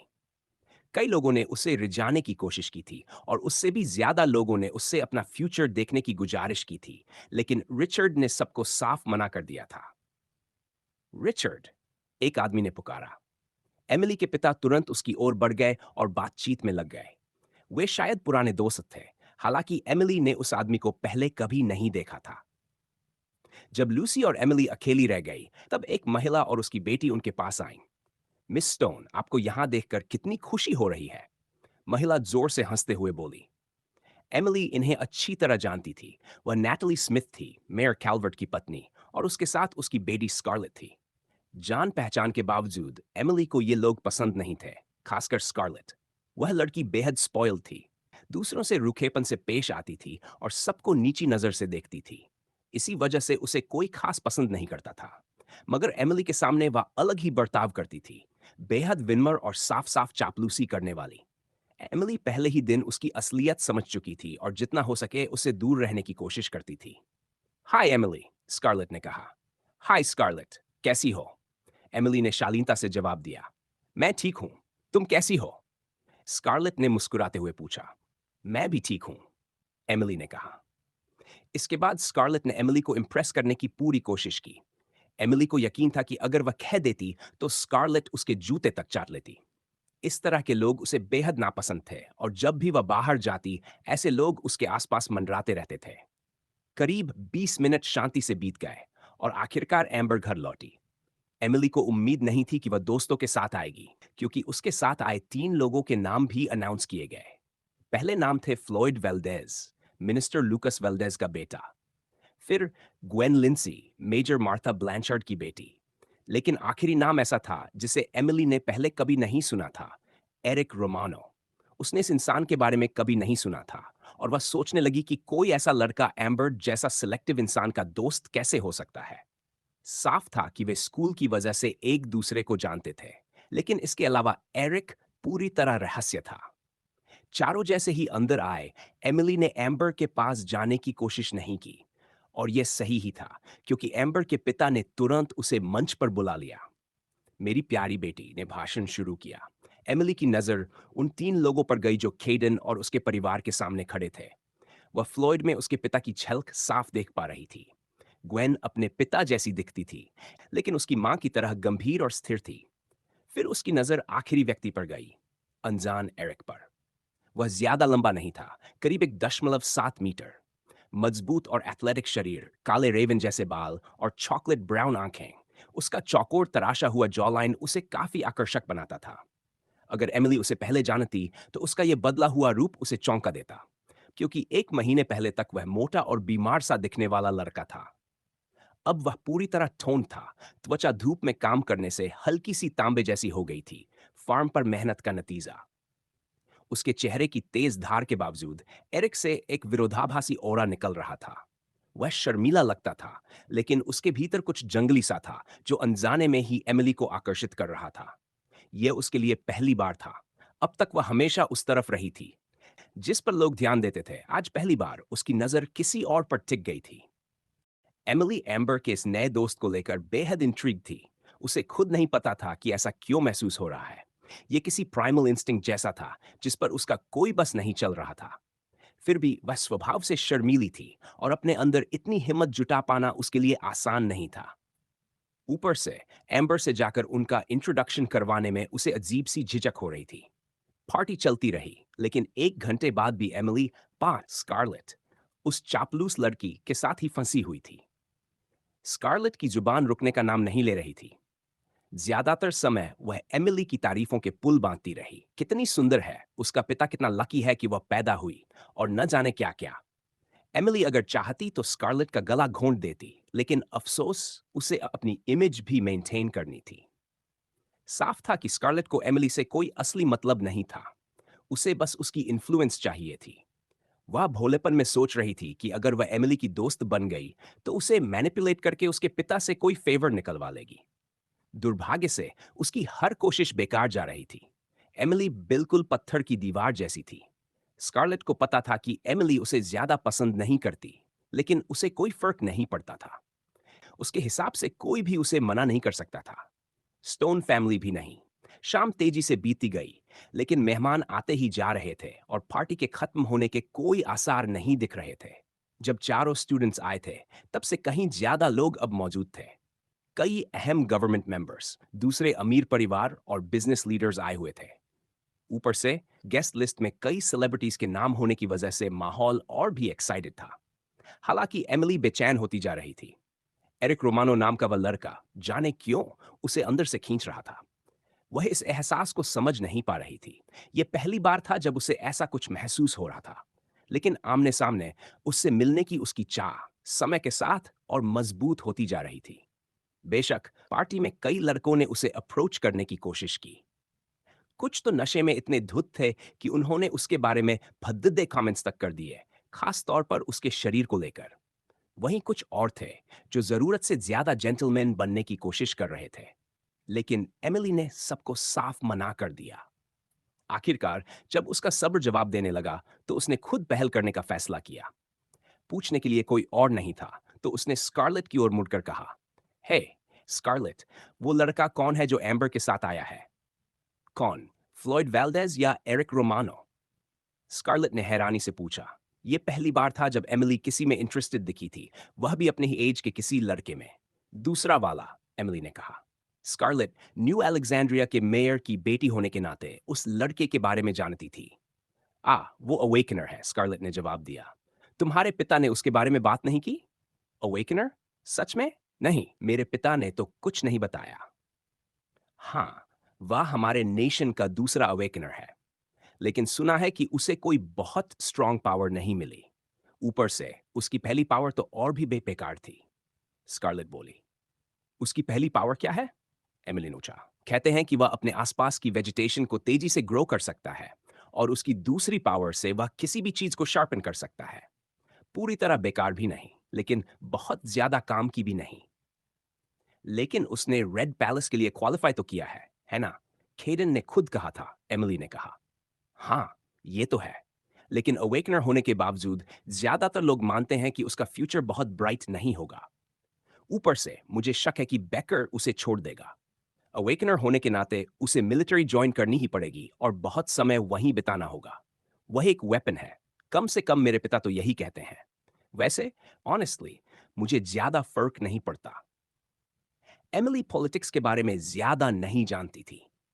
उसे अपना खाली समय वीडियो गेम्स खेलने में बिताना ज्यादा पसंद था। बाकी समय वह अपने न्यूरल लिंक्स ट्रेन करने और मार्शल आर्ट्स की प्रैक्टिस में लगा देती थी। कम ही लोग जानते थे कि वह स्टोन प्रिंसेस खुद भी ट्रेनिंग करती थी। मॉन्स्टर से भरी इस दुनिया में जिंदा रहने के लिए इंडिविजुअल स्ट्रेंथ जरूरी थी। उसके पिता इस बात को लेकर बिल्कुल साफ थे। वह चाहते थे कि उनकी बेटी पूरी तरह इंडिपेंडेंट हो और सिटी के अंदर कुछ भी गलत होने पर खुद को संभाल सके। स्कारलेट की बातें सुनकर एमिली की क्यूरियोसिटी और बढ़ गई। उसका दिल एक्साइटमेंट से जोर जोर से धड़क रहा था। थोड़ा शांत होने के बाद उसने आखिरकार उस लड़के से बात करने का फैसला कर लिया।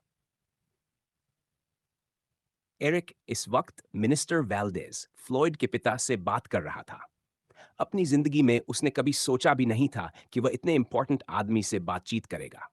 असल में उसे यह भी नहीं पता था कि फ्लॉयड उनका बेटा है। उसने तो बस यही समझा था कि दोनों का सरनेम एक जैसा है। एक अजीब सा कोइंसिडेंस। वह सिर्फ उन्हीं से नहीं मिला था, उसे ग्वेन की मां से मिलने का भी मौका मिला। इसके अलावा कई लोग उस रूमर्ड अवेकनर को देखने और उससे मिलने का मौका नहीं छोड़ना चाहते थे। हालांकि एरिक में किसी लीडर जैसी नेचुरल कैरिज्मा नहीं थी। उसकी वजह से कई लोग थोड़े डिसअपॉइंटेड भी हुए, क्योंकि वह देखने में एक आम सा टीनेजर लगता था, थोड़ा शाय और अपीयरेंस के हिसाब से कुछ भी खास नहीं। फ्लॉयड के पिता के साथ एक काफी मजेदार बातचीत के बाद एरिक ने जाकर एक चेयर पर बैठकर फ्रूट जूस पीने का फैसला किया। दुर्भाग्य से वह अकेला था। फ्लॉयड, एम्बर और ग्वेन सब अलग-अलग लोगों में फूसे हुए थे, लगातार कॉम्प्लीमेंट सुन रहे थे। ये समझ में आने वाली बात थी। वे सब बड़े लोगों के बच्चे थे, उसी माहौल में पले बड़े थे, जबकि वह खुद कोई नहीं था। यहाँ तक कि अवेकनर होने की बात भी उसने झूठी बनाई थी। हालांकि अगर किसी को उसका असली सीक्रेट पता चल जाता, तो यहाँ मौजूद आधे लोग उससे गिड़गिड़ाने लगते। तभी एरिक ने एक लड़की को अपनी ओर आते देखा। वह नहीं जानता था कि वह कौन है, लेकिन एक बात वह पूरे यकीन से कह सकता था, वह उसकी जिंदगी में देखी गई सबसे खूबसूरत लड़की थी। एम्बर से भी कई गुना ज्यादा। वह बेहद खूबसूरत थी। चलते वक्त उसके लंबे काले बाल हवा में हल्के से लहरा रहे थे और उनकी चमक मानो खुद ही रोशनी बिखेर रही हो। उसकी हर मूवमेंट में एलिगेंस, ग्रेस, ब्यूटी और चार्म टपक रहा था। उसे चलते देखना किसी बैले को देखने जैसा था। हर कदम ऐसे अगले कदम में घुलता जा रहा था, जैसे सब कुछ बिल्कुल नेचुरल और परफेक्ट हो। उसकी स्किन फ्लॉलेस थी, जैसे किसी पॉलिश किए हुए रत्न की तरह, लगभग दूसरी दुनिया की। उसके होंठ लाल और भरे हुए थे, लिपस्टिक की हल्की सी स्कारलेट टिंट के साथ। उसकी बड़ी बड़ी आंखें चमकते एमरल्ड्स जैसी थीं और उसका शरीर टोन्ड, टाइट और परफेक्टली प्रोपोर्शनेट था। उसने लाल सिल्क की ड्रेस पहनी थी, जिस पर सुनहरे धागों से बटरफ्लाइज और फ्लावर्स करे हुए थे।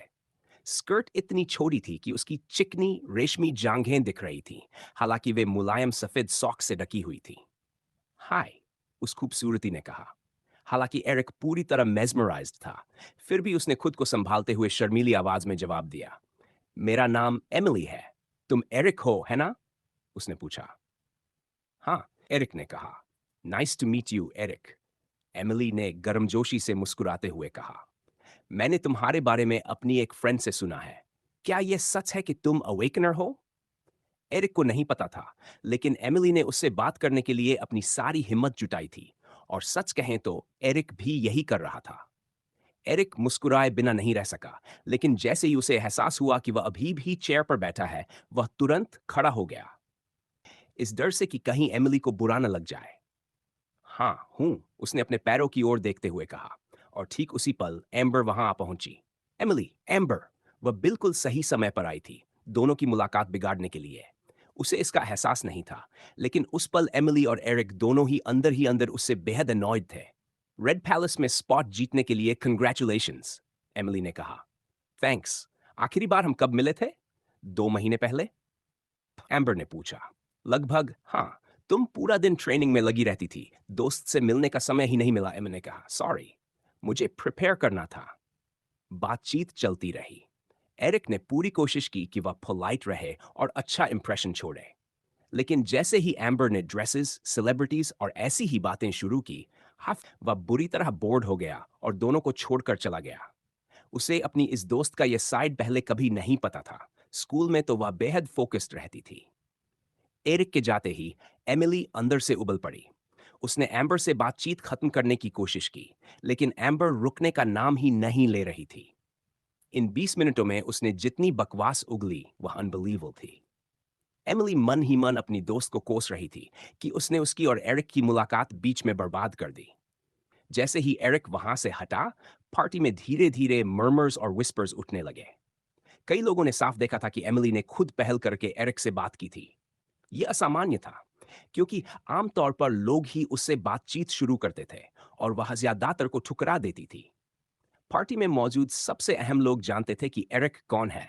उनके मिलिट्री से गहरे कनेक्शंस थे, और नेशन के इकलौते अवेकनर के बारे में न जानना नामुमकिन था। लेकिन ज्यादातर लोग, खासतौर पर इन्फ्लुएंशियल फैमिलीज के रिश्तेदार, को उसके बारे में बिल्कुल पता नहीं था। एरिक की एज के लड़के लड़कियां जिन्हें एमिली पर क्रश था, अंदर ही अंदर जल रहे थे।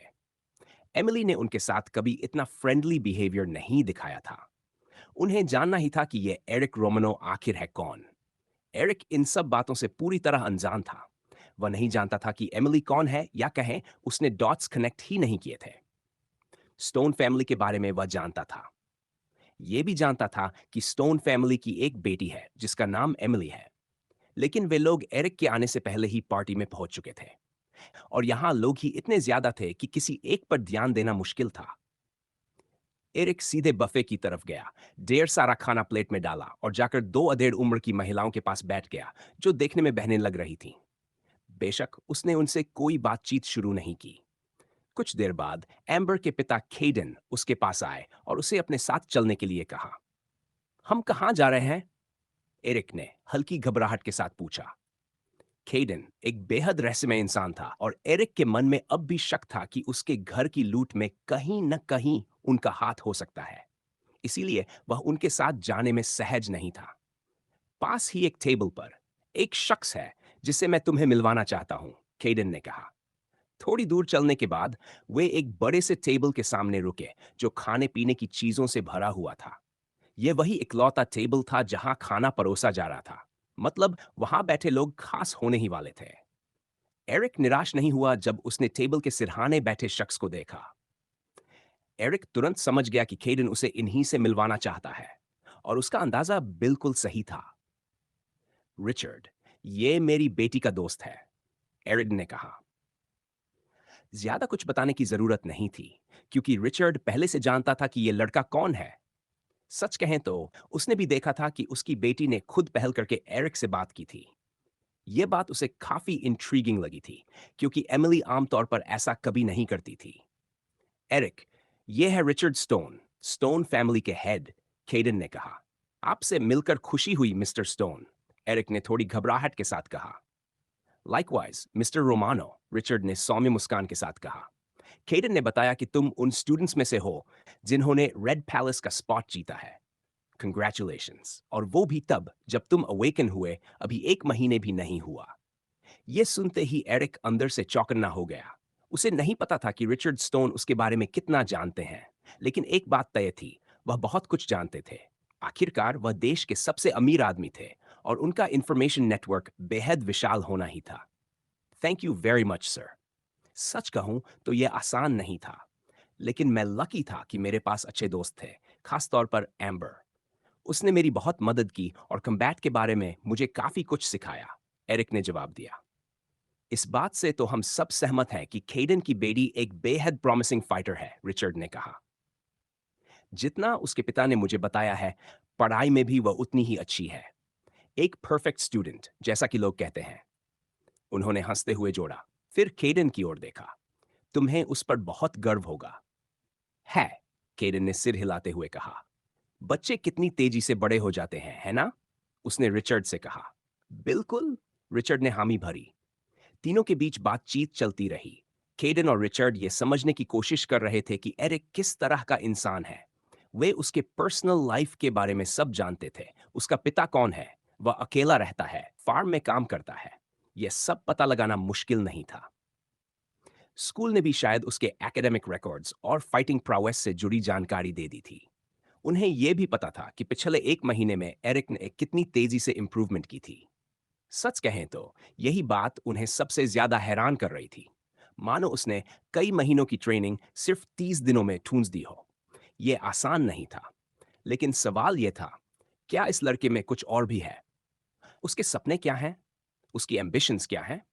क्या उसमें सोसाइटी का एक पिलर बनने का ड्राइव है? उसका कैरेक्टर कैसा है? उन्होंने एरिक से ढेर सारे सवाल पूछे, जिससे उसे थोड़ा असहज और इन्वेडेड सा महसूस हुआ। बातचीत कई टॉपिक्स पर घूमती रही। बेशक वे पूरी शाम सिर्फ एरिक की जिंदगी पर बात नहीं कर सकते थे। इतना पर्सनल होना पहले ही थोड़ा रूड था, घंटों ऐसा करना और भी अजीब लगता। तो फिर बात वॉर, टेलीपोर्टेशन डिवाइस और नेशन के अंदर चल रही चीजों पर चली गई। उन्होंने एरिक को रेड पैलेस में रहने को लेकर कुछ टिप्स भी दिए, जिन्हें उसने खुशी खुशी स्वीकार किया। इसके बाद एरिक ने उन दोनों को उनके बिजनेस टॉक में छोड़ दिया और अपने दोस्तों की तरफ चला गया। तुम्हें वो लड़का कैसा लगा, केडन? रिचर्ड ने पूछा। ईमानदारी से कहूं तो जब मैं उससे पहली बार मिला तो थोड़ा डिसअपॉइंटेड हुआ, केडन ने कहा। उसकी स्ट्रेंथ पर शक नहीं है, वह अवेकनर है और फ्यूचर में काफी पावरफुल बनेगा। लेकिन जो बात मुझे पसंद नहीं आई वह उसका कैरेक्टर है। वह काफी मीक लगता है और फ्रंट में ऐसा माइंडसेट ज्यादा दूर तक नहीं जाता। तुम सही कह रहे हो, रिचर्ड ने कहा। मुझे भी यही इंप्रेशन मिला। उम्मीद है रेड पैलेस उसे थोड़ा सख्त बना देगा, उसके भले के लिए। क्या मैंने तुम्हें बताया कि वह अभी मेरे मैंशन में रह रहा है? केडन ने आगे कहा। उसका घर हाल ही में लूट लिया गया था। सच में? कुछ पता चला किसने किया? रिचर्ड ने पूछा। मेरे लोग जांच कर रहे हैं, केडन ने जवाब दिया। मुझे नहीं लगता कि यह कोई रैंडम तग था। असली प्रॉब्लम यह पता लगाना है कि इसके पीछे कौन सी ऑर्गेनाइजेशन है। मुझे अपडेट देते रहना। पार्टी काफी देर तक चली। अच्छी बात यह थी कि एरिक को अपने घर वापस नहीं जाना पड़ा, क्योंकि वह फिलहाल जॉयस मैंशन में ही रह रहा था। लेकिन समस्या यह थी कि उसे पार्टी के एंड तक रुकना पड़ा, वरना डिसरिस्पेक्टफुल लगता। ज्यादातर समय वह अकेला ही रहा। फ्लॉयड, ग्वेन और एम्बर लगातार किसी न किसी से बात कर रहे थे। फिर भी कभी-कभी कोई उसके पास आकर स्मॉल टॉक कर लेता था। उस शाम एरिक की मुलाकात कई इन्फ्लुएंशियल लोगों से हुई और कुछ सेलिब्रिटीज से भी। लेकिन उसका मन बार-बार किसी और चीज की ओर चला जाता। उस लड़की की ओर जो उससे बात करने आई थी। एमिली, यही उसका नाम था। वह सोचता रहा कि वह कौन थी और उससे क्या चाहती थी। आमतौर पर जो भी उससे बात करता था उसका मकसद रेड पैलेस से जुड़ाव बनाना होता था, उम्मीद में कि वह फ्यूचर में कोई अहम शख्स बनेगा। लेकिन एमिली, वह अलग लग रही थी। थोड़ी देर बाद एरिक के दिमाग में एक ख्याल आया। अगर जितना ज्यादा वह एमिली के बारे में सोचता गया, उतना ही स्टोन फैमिली का ख्याल भी आने लगा।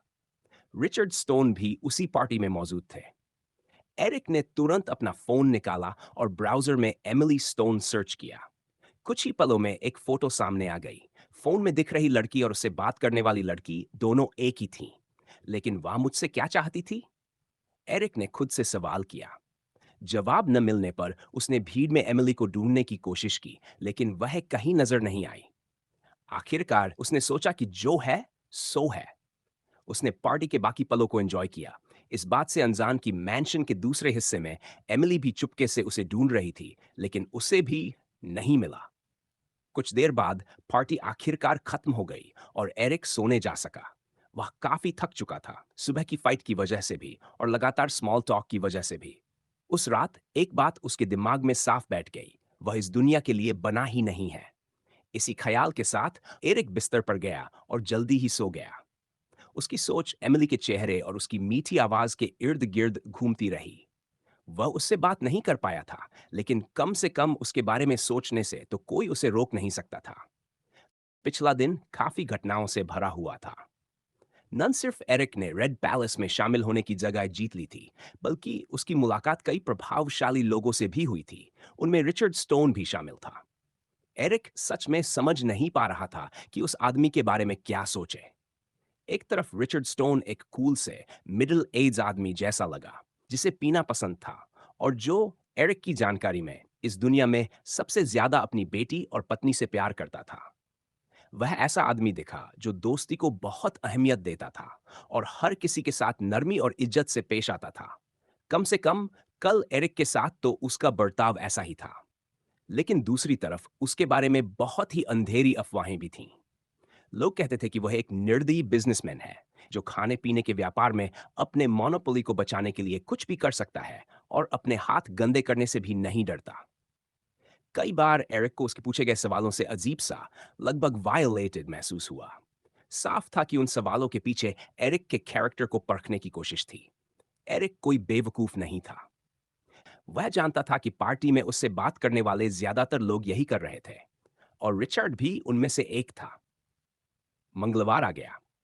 आखिरकार स्कूल टूर्नामेंट का आखिरी फेज शुरू होने वाला था।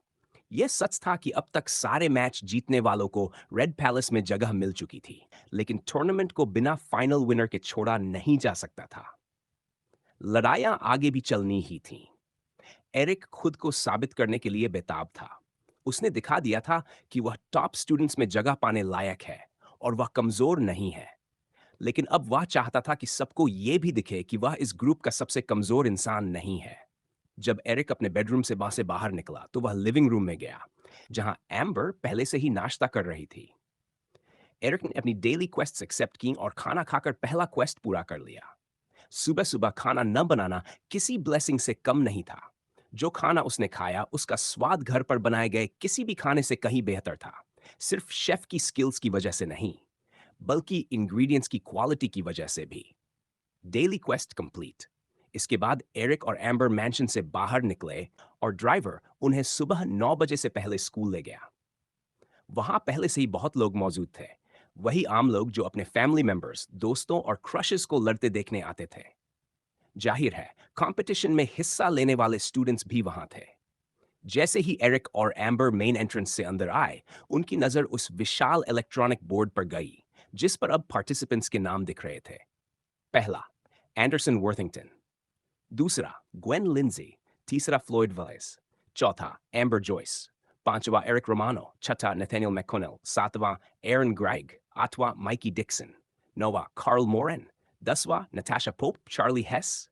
12वां, ब्रिटनी सेंटियागो। 13वां, पेट्रिशिया एलियट, लुइसा जमर। 15वां, डेरिक मॉन्टगोमरी। 16वां, जेकब हम्फ्री। 17वां, स्टेफन स्ट्रिकलैंड। 18वां, सेरेना ग्रेगरी, एन्या लेवी। 20वां, स्टेला रॉबिन्सन। 21वां, इवन ओडोनेल। 22वां, एलन ग्राइम्स। लगता है ज्यादातर वही स्टूडेंट्स आए हैं जो टॉप पर थे, बस यूएन ओडोनेल और एलन ग्राइम्स को छोड़कर, एरिक ने कहा। हाँ, ग्वेन एलन के बारे में सही थी। लगता है उसे लड़ना आता है, एम्बर ने जवाब दिया। उसी पल किसी ने एरिक के कंधे पर हाथ रखा। एरिक तुरंत मुड़ा और उसने देखा, फ्लोइड मुस्कुरा रहा था और उसके पीछे ग्वेन खड़ी थी, हमेशा की तरह गंभीर। यो, फ्लोइड बोला। अरे तुम लोग, एरिक ने कहा। तीनों ने बोर्ड पर नामों को देखा। फिर ग्वेन ने कहा, जैसा अंदाजा था वैसा ही हुआ। तुम एलन की बात कर रही हो? सिर्फ उसकी नहीं, बाकियों की भी। सही कहा, एम्बर बोली। अफसोस एडम हमारे साथ नहीं है, उसने फ्लोइड की तरफ देखते हुए कहा। हे, उसने फेयर मैच में हार मानी थी, फ्लोइड ने तुरंत कहा। हाँ हाँ, मान लिया, एरिक ने मजाक उड़ाया। फ्लोइड ने भौहें सिकोड़ ली, लेकिन उसे पता था कि दोस्त मजाक कर रहे हैं, इसलिए उसने कुछ नहीं कहा। इसके बाद चारों दोस्त जिम गए और हल्की स्पैरिंग की। उन्हें ज्यादा जोर नहीं लगाना था, क्योंकि मैच 11 बजे शुरू होने वाले थे और उन्हें कम से कम 1 घंटा आराम करना था, ताकि वे परफेक्ट कंडीशन में लड़ सकें। एरिक ने अपनी दूसरी डेली क्वेस्ट भी पूरी कर ली और फिर उसने अपना स्टेटस स्क्रीन देखा। Host information, name Eric Romano. Age 16 level 12, 27,825, 2,480। DNA points 1,740, 140। Mana 770। Attributes, strength 18, intelligence 9, dexterity 19, energy 37। Available attributes point. Shuni powers biological supercomputer, powers brain crystal manipulation, brain crystal power extraction, DNA manipulation, DNA extraction, DNA strengthening analysis, brain information injector device manipulation. Hosts powers, rapid growth, plants, sharpening mana, poisonous spikes, poisonous mana darts, bone manipulation, animal shape-shifting mana exoskeleton, astral wolf bite skills. Kyokar hand-to-hand style, beginner. Eric ने पहले से मिले 5 attribute points को energy में डाल दिया, क्योंकि वह अपनी पावर्स के लिए ज्यादा माना चाहता था। फिर भी कुल मिलाकर वह अपनी ग्रोथ से खुश था। पहले से कहीं ज्यादा माना था और उसके पास कई काम की पावर्स थी, जिन्हें वह अलग-अलग हालात में इस्तेमाल कर सकता था। आज हमारे ओपोनेंट कौन होंगे? तुम्हें क्या लगता है? फ्लोइड ने पूछा। पता नहीं, लेकिन जो भी होगा, लड़ाइयां आसान नहीं होंगी, ग्वेन ने जवाब दिया। इसके बाद स्टूडेंट्स मेन एंट्रेंस की ओर बढ़े, जहां पोडियम और इलेक्ट्रॉनिक बोर्ड था। इस बार पोडियम पर प्रोफेसर मैकेलिस्टर नहीं, बल्कि प्रिंसिपल हैरिस खड़े थे। उनके पीछे 3 टीचर्स थे, 2 मेल और 1 फीमेल, जिनमें प्रोफेसर मैकेलिस्टर भी शामिल था। उसके चेहरे पर वही पुराना गुस्से वाला एक्सप्रेशन था, मानो प्रिंसिपल की स्पीच के दौरान अगर किसी ने एक शब्द भी बोला तो वह ठंडे दिमाग से उसकी हत्या कर देगा। गुड मॉर्निंग, प्रिंसिपल हैरिस ने मुस्कुराते हुए सबका स्वागत किया। आज हम अपने स्कूल कंपटीशन के आखिरी हिस्से की शुरुआत कर रहे हैं। टूर्नामेंट का मकसद रेड पैलेस के लिए सबसे टैलेंटेड स्टूडेंट्स को चुनना था और वह मकसद पूरा हो चुका है। लेकिन अब होने वाले मैचेस में सबसे ताकतवर स्टूडेंट्स अपनी काबिलियत और शोहरत हासिल करेंगे और साथ ही एक स्पेशल गिफ्ट भी। वह स्टेज पर टहलते हुए बोले। अब आप सोच रहे होंगे कि स्कूल ने क्या प्राइजेस तय किए हैं। रेड पैलेस की मेहरबानी से कंपटीशन का टॉप डॉग यानी अकेला विनर एक ब्रेन स्टिमुलेटिंग सीरम पाएगा। ऑडियंस में हलचल मच गई। Brain stimulating serum? ये लोग सीरियस हैं क्या? प्रिंसिपल हैरिस ने आगे कहा। हाँ, आपने सही सुना। विनर को ब्रेन स्टिमुलेटिंग सीरम मिलेगा और रेड पैलेस में अपना टीचर चुनने का मौका भी। सेकंड और थर्ड प्लेस को सिर्फ टीचर चुनने का मौका मिलेगा। वह मुस्कुराए। तो चलिए, अब इन चैंपियंस को लड़ते देखते हैं। इसके बाद प्रिंसिपल हैरिस ने एक एक करके पार्टिसिपेंट्स के नाम पुकारे। आज सभी नहीं लड़ेंगे, सिर्फ कुछ स्टूडेंट्स। आज के मैचेस इस प्रकार हैं। पहला, एरिक रोमानो बनाम यूएन ओडोनेल। दूसरा, एंडरसन वर्थिंगटन बनाम माइकी डिक्सन। तीसरा, डेरेक मॉन्टगमरी बनाम स्टेला रॉबिन्सन। चौथा, जेकब हम्फ्री बनाम सेरेना ग्रेगरी। पांचवा, चार्ली हेस बनाम स्टेफन स्ट्रिकलैंड। छठा, एम्बर जॉयस बनाम ब्रिटनी सैंटियागो। ये मैचेस कॉन्सिक्वेंशियल होने वाले थे। हर मैच ठीक उसी वक्त शुरू होगा जब पिछला खत्म होगा। लड़ाइयां स्कूल कैंपस के पीछे बने स्पेशल रिंग में होंगी, प्रिंसिपल हैरिस ने कहा। May the strongest win. Yuvan जानता था कि एरिक कौन है, और चूंकि टूर्नामेंट में अब गिने चुने लोग ही बचे थे, इसलिए दोनों कंटेस्टेंट्स को एक दूसरे को ढूंढने में ज्यादा वक्त नहीं लगा। उसने एरिक से कोई खास बात नहीं की, बस एक छोटा सा ठंडा सा लेट्स गो कहा, जो अब तक एरिक के सामने आए ज्यादातर ओपोनेंट से बिल्कुल अलग था। दोनों फाइटर्स और इस इवेंट में आए सारे लोग स्कूल के पीछे बने अरीना की ओर बढ़े। क्राउड जोश में बातें कर रहा था। पूरे कैंपस में एक शोर भरी गूंज फैल गई थी। सबको फाइट का इंतजार था। हालांकि ज्यादातर लोग इसके नतीजे को लेकर अनश्योर थे। इस उलझन की वजह साफ थी। एरिक और यूएन दोनों ने अपने अपने अपोनेंट्स को ओवरवेलमिंग सुपीरियोरिटी के साथ हराया था। ज्यादातर लोग ये तय ही नहीं कर पा रहे थे कि इन दोनों में से बेहतर कौन है। कुछ लोगों ने एरिक को अपने ओपोनेंट्स को बेरहमी से पीटते देखा था और उन्हें पूरा भरोसा था कि वही जीतेगा।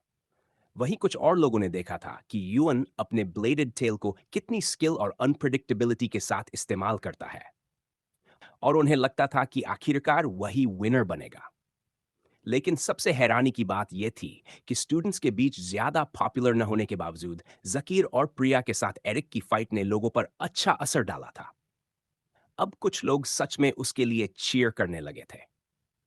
जैसे ही दोनों कम्बैटेंट्स रिंग में दाखिल हुए, रेफरी ने बाउट के रूल्स बताए, फिर उन्हें रेडी होने का इशारा किया। इसके बाद दोनों फाइटर्स आमने सामने खड़े हुए और धीरे धीरे ऑपोजिट कॉर्नर्स तक पहुंचे। रेफरी सेंटर में आया। उसने अपना हाथ ऊपर उठाया, एक पल रुका और जोर से चिल्लाया, फाइट एनालिसिस। एरिक ने सोचा और उसकी नजर के सामने एक विंडो खुल गई। Yuan O'Donnell, brain crystal power, bladed tail, common race human. Physical characteristics, लगभग 1.77 मीटर लंबा, अनुमानित वजन 78 किलो। पर्सनैलिटी एंड ट्रेट्स, इस व्यक्ति के बारे में ज्यादा जानकारी नहीं है, लेकिन यह शांत स्वभाव का लगता है। एम्बर जॉयस के अनुसार यह एक अच्छा फाइटर है जो अपनी ब्लेडेड टेल का पूरा फायदा उठाता है और उसी के इर्द गिर्द अपना फाइटिंग स्टाइल बना चुका है। Approximate level 13, approximate strength 14, approximate intelligence 9, approximate dexterity 12, approximate energy 7। Eric ने यूएन से दूरी बनाए रखी क्योंकि सामने वाला पहले ही अपनी ब्लेडेड टेल समन कर चुका था। साफ था कि यूएन को एरिक की ताकत और फिजिकल प्रोवेस के बारे में पता था, इसलिए वह उसे पास आने ही नहीं देना चाहता था। सच कहें तो यूएन ने बाकी टूर्नामेंट कंटेस्टेंट्स पर काफी रिसर्च की थी और उसे मालूम था कि एरिक एक ट्रिकी ओपोनेंट है। जैकलिन के खिलाफ एरिक ने जो मूव इस्तेमाल किया था वह बहुत सोच समझकर किया गया था। लेकिन इस बार एरिक एक रिंग के अंदर था जहां वह आसपास की वेजिटेशन को ग्रो करके सरप्राइज अटैक नहीं कर सकता था। यह जानकर यूएन थोड़ा निश्चिंत था। यूएन को पूरा भरोसा था कि अगर वह एरिक को डिस्टेंस पर रख पाया तो वह यह फाइट जीत सकता है। लेकिन अगर एरिक किसी तरह पास आ गया तो यूएन के लिए बड़ी मुश्किल खड़ी हो जाती, क्योंकि टूर्नामेंट के ज्यादातर पार्टिसिपेंट्स जानते थे कि एरिक की फिजिकल पावर बाकी 15 साल के बच्चों से कहीं ज्यादा है। यूएन के पास दो एडवांटेजेस थे। पहला, एरिक मार्शल आर्ट्स में उतना स्किल्ड नहीं था क्योंकि उसकी ट्रेनिंग ज्यादा पुरानी नहीं थी। दूसरा, डिस्टेंस एडवांटेज, क्योंकि उसकी ब्लेडेड टेल काफी दूर तक वार कर सकती थी। दूसरी तरफ एरिक जानता था कि यूएन की पावर उसके फाइटिंग स्टाइल में पूरी तरह रची बसी है और उसे लड़ने का एरिक से कहीं ज्यादा एक्सपीरियंस है। उसे यह भी पता था कि यूएन फाइट को मिड रेंज में ही रखेगा, इसलिए उसे किसी तरह पास पहुंचना होगा। दिक्कत यह थी कि उसे यह अंदाजा नहीं था कि यूएन की पावर असल में कितनी स्ट्रांग है। फिर भी एरिक को भरोसा था। यूएन जाकिर जितना ताकतवर नहीं था, न ही उसके पास उतना बैटल एक्सपीरियंस था और न ही वैसी पावर। अगर वह उस बीस्ट को हरा सकता है तो यह फाइट भी जीत सकता है। फाइट शुरू होते ही दोनों ने अपनी अपनी चालें चलनी शुरू कर दी। एरिक सीधे यूएन की ओर दौड़ा, जबकि यूएन पीछे हटता रहा। जैसे ही एरिक पास आया, यूएन ने अपनी ब्लेडेड टेल से स्लैश करने की कोशिश की, लेकिन एरिक फुर्ती से उछलकर दूर हो गया। यूएन यही नहीं रुका। उसे पता था कि फाइट जल्दी खत्म नहीं हुई तो हालात उसके खिलाफ हो सकते हैं। इसलिए वह एरिक के पीछे पीछे बढ़ा और डिस्टेंस बनाए रखते हुए लगातार ब्लेडेड टेल से अटैक करता रहा। हॉरिजॉन्टल, वर्टिकल, डायगोनल, हर तरह के स्लैशेस किए गए, लेकिन एरिक के लिए उन्हें डॉज करना सांस लेने जितना आसान था, जैसे वह सब कुछ स्लो मोशन में देख रहा हो। यूएन कोशिश करता रहा और एरिक खुद को उसकी रेंज से बाहर रखता रहा, मगर धीरे धीरे स्पेस कम होता गया और एरिक की पीठ दीवार से लग गई। लगता है अब और दूरी नहीं बना सकता, एरिक ने सोचा। उसे यूएन की डिफेंस तोड़ने का कोई रास्ता नहीं दिख रहा था। यूएन ने यह देख लिया। उसने मौका भांपा और एक हैवी अटैक चार्ज करके सीधे एरिक के टॉर्सो पर वार किया। जगह कम होने के बावजूद एरिक को उस अटैक से बचने में ज्यादा दिक्कत नहीं हुई। वजह साफ थी। यूएन की ब्लेडेड टेल, जैकलिन के पंचेस या जैकिर की टेंड्रिल्स जितनी तेज नहीं थी। लेकिन जब अटैक उसके पास से गुजरा, एरिक ने देखा कि यूएन की मूवमेंट्स अजीब हो गई हैं। शायद यह उसकी मार्शल आर्ट थी जो पूरी तरह उसकी ब्लेडेड टेल पर आधारित थी। यूएन उछलने लगा, घूमने लगा, अपनी टेल को फ्लेल की तरह इस्तेमाल करते हुए। एक तरह का टॉर्नेडो अटैक बन गया। इस बार अटैक की स्पीड पहले से कहीं ज्यादा थी और एरिक उसे अवॉइड नहीं कर पाया। लेकिन उसकी क्विक थिंकिंग काम आई। उसने तुरंत अपने पूरे शरीर में मैना चैनल किया। एक पतली सी रेजर शार्प मैना कोडिंग बना ली ताकि कम से कम अटैक को डिफ्लेक्ट कर सके। जैसे ही ब्लेडेड टेल एरिक की माना शार्पन स्किन से टकराई, हवा में चिंगारियां फूट पड़ी, मानो दो तलवारें टकराई हो। जोरदार झटके से एरिक पीछे फेंका गया, लेकिन वह तुरंत बैकवर्ड रोल करते हुए कुछ ही सेकंड में फिर से खड़ा हो गया। Damn it! एरिक ने बुदबुदाया। वह फाइटिंग स्टैंस में आया और यूएन की हर मूवमेंट पर नजर रखने लगा। लेकिन तभी उसने देखा, यूएन हवा में उछला और बुरी तरह घूमते हुए अपनी ब्लेडेड टेल को फ्लेल की तरह घुमाने लगा। एरिक शांत रहा। उसने दाईं ओर झुककर उस सैवेज अटैक को डॉज कर लिया। यह सब उसकी डेक्सटेरिटी और स्ट्रेंथ की वजह से था। वह खुद ये बात जानता था। अगर सिस्टम न होता तो वह कभी यह सब नहीं कर पाता। जैसे ही यूएन जमीन पर उतरा, एरिक तुरंत उस पर टूट पड़ा। यूएन अभी बैलेंस रिगेन ही कर रहा था कि एरिक ने उसके दाहिने कंधे पर जोरदार स्लैश मारा। एरिक के चेहरे पर एक विकेड स्माइल आ गई। उसे फाइट का थ्रिल महसूस होने लगा। एक्साइटमेंट, एड्रेनलिन, सब कुछ। Got you! उसने चिल्लाया। लेकिन यूएन कमजोर नहीं था। उसकी टेल बिजली की तरह घूमी और एरिक की छाती पर एक जख्म छोड़ गई। Are you sure it's not the other way around? Yuan ने ग्रिन करते हुए कहा। इसके बाद कई मिनट तक एरिक सिर्फ यूएन की टेल से डिफेंड करता रहा। अटैक्स तेज और जानलेवा थे, लेकिन एरिक उन्हें रोकता, डिफ्लेक्ट करता या बचता रहा। फिर भी जब कोई हिट उसकी शार्पेंड आर्म्स पर पड़ती, तो वह उसके पीछे की वेट महसूस कर सकता था। यह कोई हल्की बात नहीं थी। कुछ देर बाद यूएन में फ्रस्ट्रेशन दिखने लगी। वह पूरी ताकत लगा रहा था, लेकिन एरिक हर अटैक को समहाउ संभाल लेता था। एरिक ने भी यह नोटिस किया। यूएन के अटैक्स अब कम एक्यूरेट हो रहे थे। 10 मिनट और ऐसे ही गुजर गए और साफ दिखने लगा कि यूएन थकने लगा है। ट्रेनिंग बेहतर होने के बावजूद स्टैट्स का फर्क बहुत मायने रखता था। यूएन की मूवमेंट्स धीरे धीरे स्लो हो गई और उसकी बेचैनी ने कई ओपनिंग्स दे दी। एरिक शेर की तरह अपने ओपोनेंट को ऑब्जर्व करता रहा। जैसे ही यूएन ने एक और फ्लैशी मूव किया, एरिक ने मौका पकड़ लिया। वह यूएन की ब्लेडेड टेल के पास से दौड़ता हुआ निकला और पास पहुंचते ही उसके दाहिने हाथ को कसकर पकड़ लिया। यूएन को समझ आने में देर हो गई। अब वह एरिक की पकड़ में था। यूएन ने टेल को एरिक की पीठ की ओर मोड़ने की कोशिश की, लेकिन एरिक ने उसे जमीन पर पटक दिया और पेट में जोरदार किक मार दी। ये पहली बार था जब एरिक ने साफ-साफ हिट लैंड की थी और जिस स्पीड से ये सब हुआ, वह अटैक बेहद डेवास्टेटिंग रहा होगा। स्पेक्टेटर्स हैरान रह गए। अब तक फाइट में युअन लीड करता दिख रहा था। जमीन पर पड़े हुए भी उसने टेल घुमाकर हमला किया और एरिक मुश्किल से डिस्टेंस बनाकर बच पाया। युअन उछलकर खड़ा हुआ और पीछे हट गया। फाइट उसकी सोच से कहीं ज्यादा कॉम्प्लिकेटेड थी। इसके बाद बाउट फिर से शुरू हुई, लेकिन अब योअन पहले जितनी एनर्जी नहीं लगा पा रहा था। एरिक क्लोज क्वार्टर्स में आ चुका था और फाइट अब ज्यादा बैलेंस्ड हो गई थी। दोनों के बीच ब्लोज की एक तेज सीरीज चली। एरिक पंचेस मार रहा था और यूएन अपनी ब्लेड से वार कर रहा था।